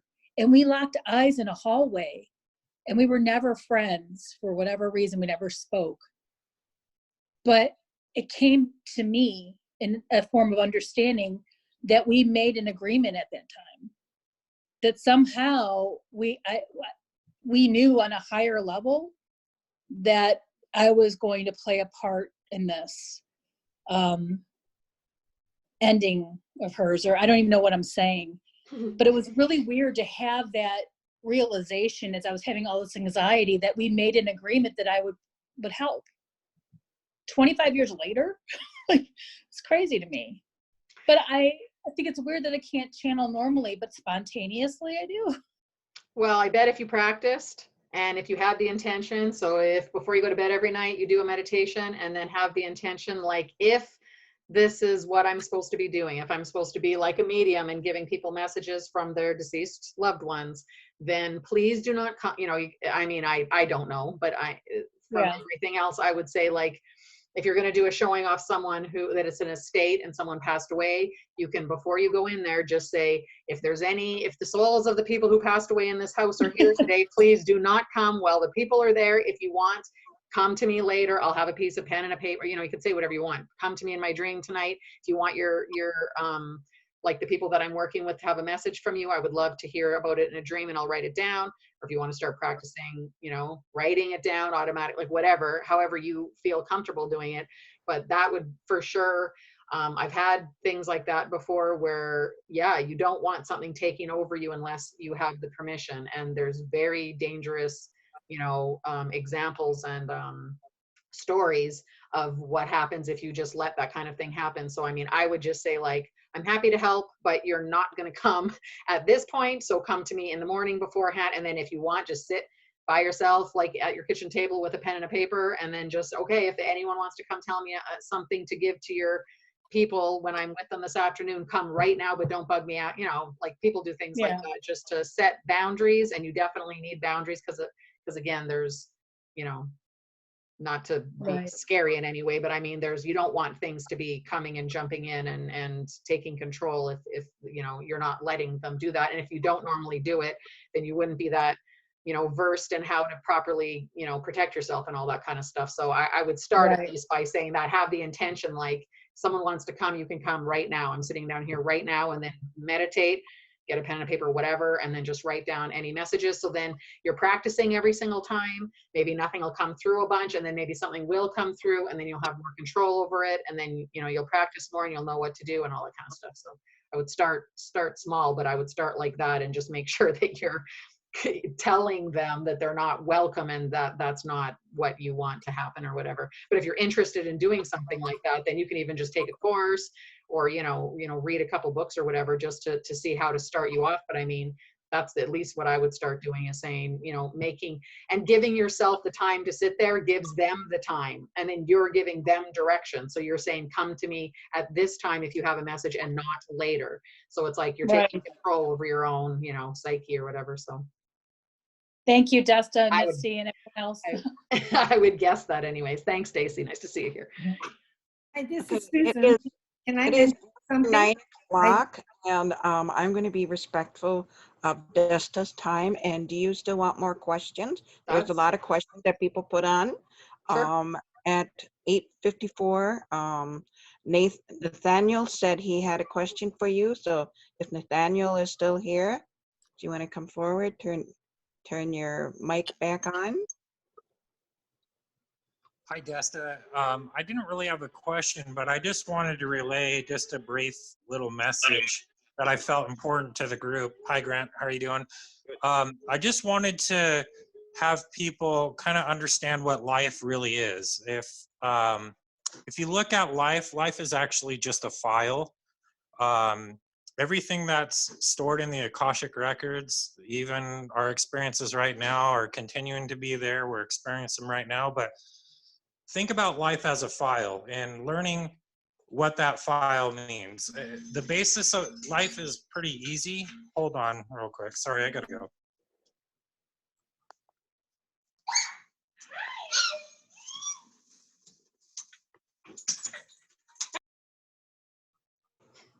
Hi, this is Susan. Can I say something? Well, Stacy. No, this is one point. I'm just saying, did you guys hear there's a meteor shower tonight starting around 12:30 for anybody looking up in the sky? No, thank you for that. Around 12:30. Whereabouts are you, Susan? In Winnipeg. Okay, Oh. great. Yeah, Hi, so Susan. just in case Instead, if you're looking for UFOs, you'll see a meteor shower tonight. Well, Thank you, Desta. Thank you. I will be out there. I'm always out at 12:30, so perfect timing. Thank Okay, you. the message, next one was at 9:01, and I think Stacy, you had put in a message that you were passed up 2 times. My apology. There's a lot of chatter here on the chat, and I think you got your messages in. If you haven't, did you want to say something again? Nope, I'm good. I didn't mean to make you feel bad. I was just anxious to ask. Okay. And let's see, I think that is it for the night. I don't see anything else. Did you want to leave it open? Did you want to end it, or Can I ask a question? Yeah. We Yes, have I do. forgotten to ask Desta Yeah. about her book. Actually, Desta we're- does this channeling, and she talked to me when I first met her, how she does it. And she's done 2 books, so maybe she can talk about the 2 books that have all her messages from many years of channeling, and she's in 2 books. So I think we should make sure that she. What are you showing here, Mark? I was telling my next question. My next thing was to tell us about your books. Yes, we need to know about her books, because she didn't want to do the books, and I said, you should put down your messages, and so she did it, and then it turned into 2 books, and I think her mother's very proud of her doing it, and she's done a good job, and I think people are asking all sorts of questions, and they can read her book, because a number of the questions that have been asked are answered in that book. So go ahead, Desta, tell us about your 2 books. Well, yeah, I don't know what to say about the books. They're on Amazon and they're all messages. But yes, Grant and I went to Mount Shasta a couple of years ago, and I'm sure if you follow Grant, you've heard his stories about Shasta. But during that trip, actually, because we were in the car for, was it 45 or 60 hours or whatever it was getting to Shasta, I printed off the messages that I had, just only printing them off to share them with Grant, and I had a stack that was like 2 inches of paper thick, and he was like, "Oh my God, you have that many, you should put it into a book." So I had never intended or thought about putting into a book, and it's just because I had so many, and we were on that trip that he saw them, and decided to encourage me to do that, and I did. And yeah, I have so they're both on Amazon. And they're all channeling. They're 90% of it is just like verbatim, like the channeled messages. And I don't write I'm a horrible writer. I do not write well. And so I have just a brief description of a handful of things at the beginning, and then the rest is just all messages. So I don't know, they're broken up into just chapters of related content and topics or whatever. And yeah. Grant asked me to ask if I should be putting out a book. And again, I would never have asked that before, because I was never planning on doing anything like that. It's only because I help him publish books that I know how to. So it was, easy and free for me to do. So it didn't take much time for me to do it, but I did ask, and they said that a lot of the messages are the way that they're worded is because they mean different things to different people. So the way that it comes is because it's supposed to be shared, not to a lot of people, and I don't really ever advertise or publicize them at all. But it's supposed to be for anyone, who is on Amazon and looking and gets a good feeling off it or whatever. It's because that person's supposed to read it, and that's the only reason I did it. And so if they vibe with people, that's good. And if they don't, that's fine. And that's about it. Yeah. Well, thank you very much, Desta, for your time tonight. And I actually, at the intro, I wanted to start with tonight was something. Desta is an explorer, gifted, gentle soul, positive thinker, and she's very modest and discreet about her gifts. And I think you proved it again tonight by the way you handle and carry yourself. And you should do more of these things, especially when the monitor or the person that running the thing actually comes on time. You should have that be a part of your mandatory statement. But Thank you, I think we all learned something tonight, and we gathered part of your soul from you, and you shared with us too, which is an an incredible gift to all of us. And we all thank you for that. Mark, Thank you. Way to go. Mark, perhaps you can talk. Desta and I were just at the with Mark and or Miles and Janet. You can maybe talk about people who are may want to come out next month to photograph orbs. Your next meeting. So yeah, this was quite an experience that I had with Grant and Desta and Janet and Miles. Well, I'm not sure if they're still on or not. Yeah, But, they're here. oh, great. Hi, guys. We were very fortunate and to be invited out to their place, a few weeks ago, and we had a wonderful meal and some great chatting time. And then as it got dark, we went out in their yard. It's about a 5-acre yard, and wandered around and took pictures and discovered.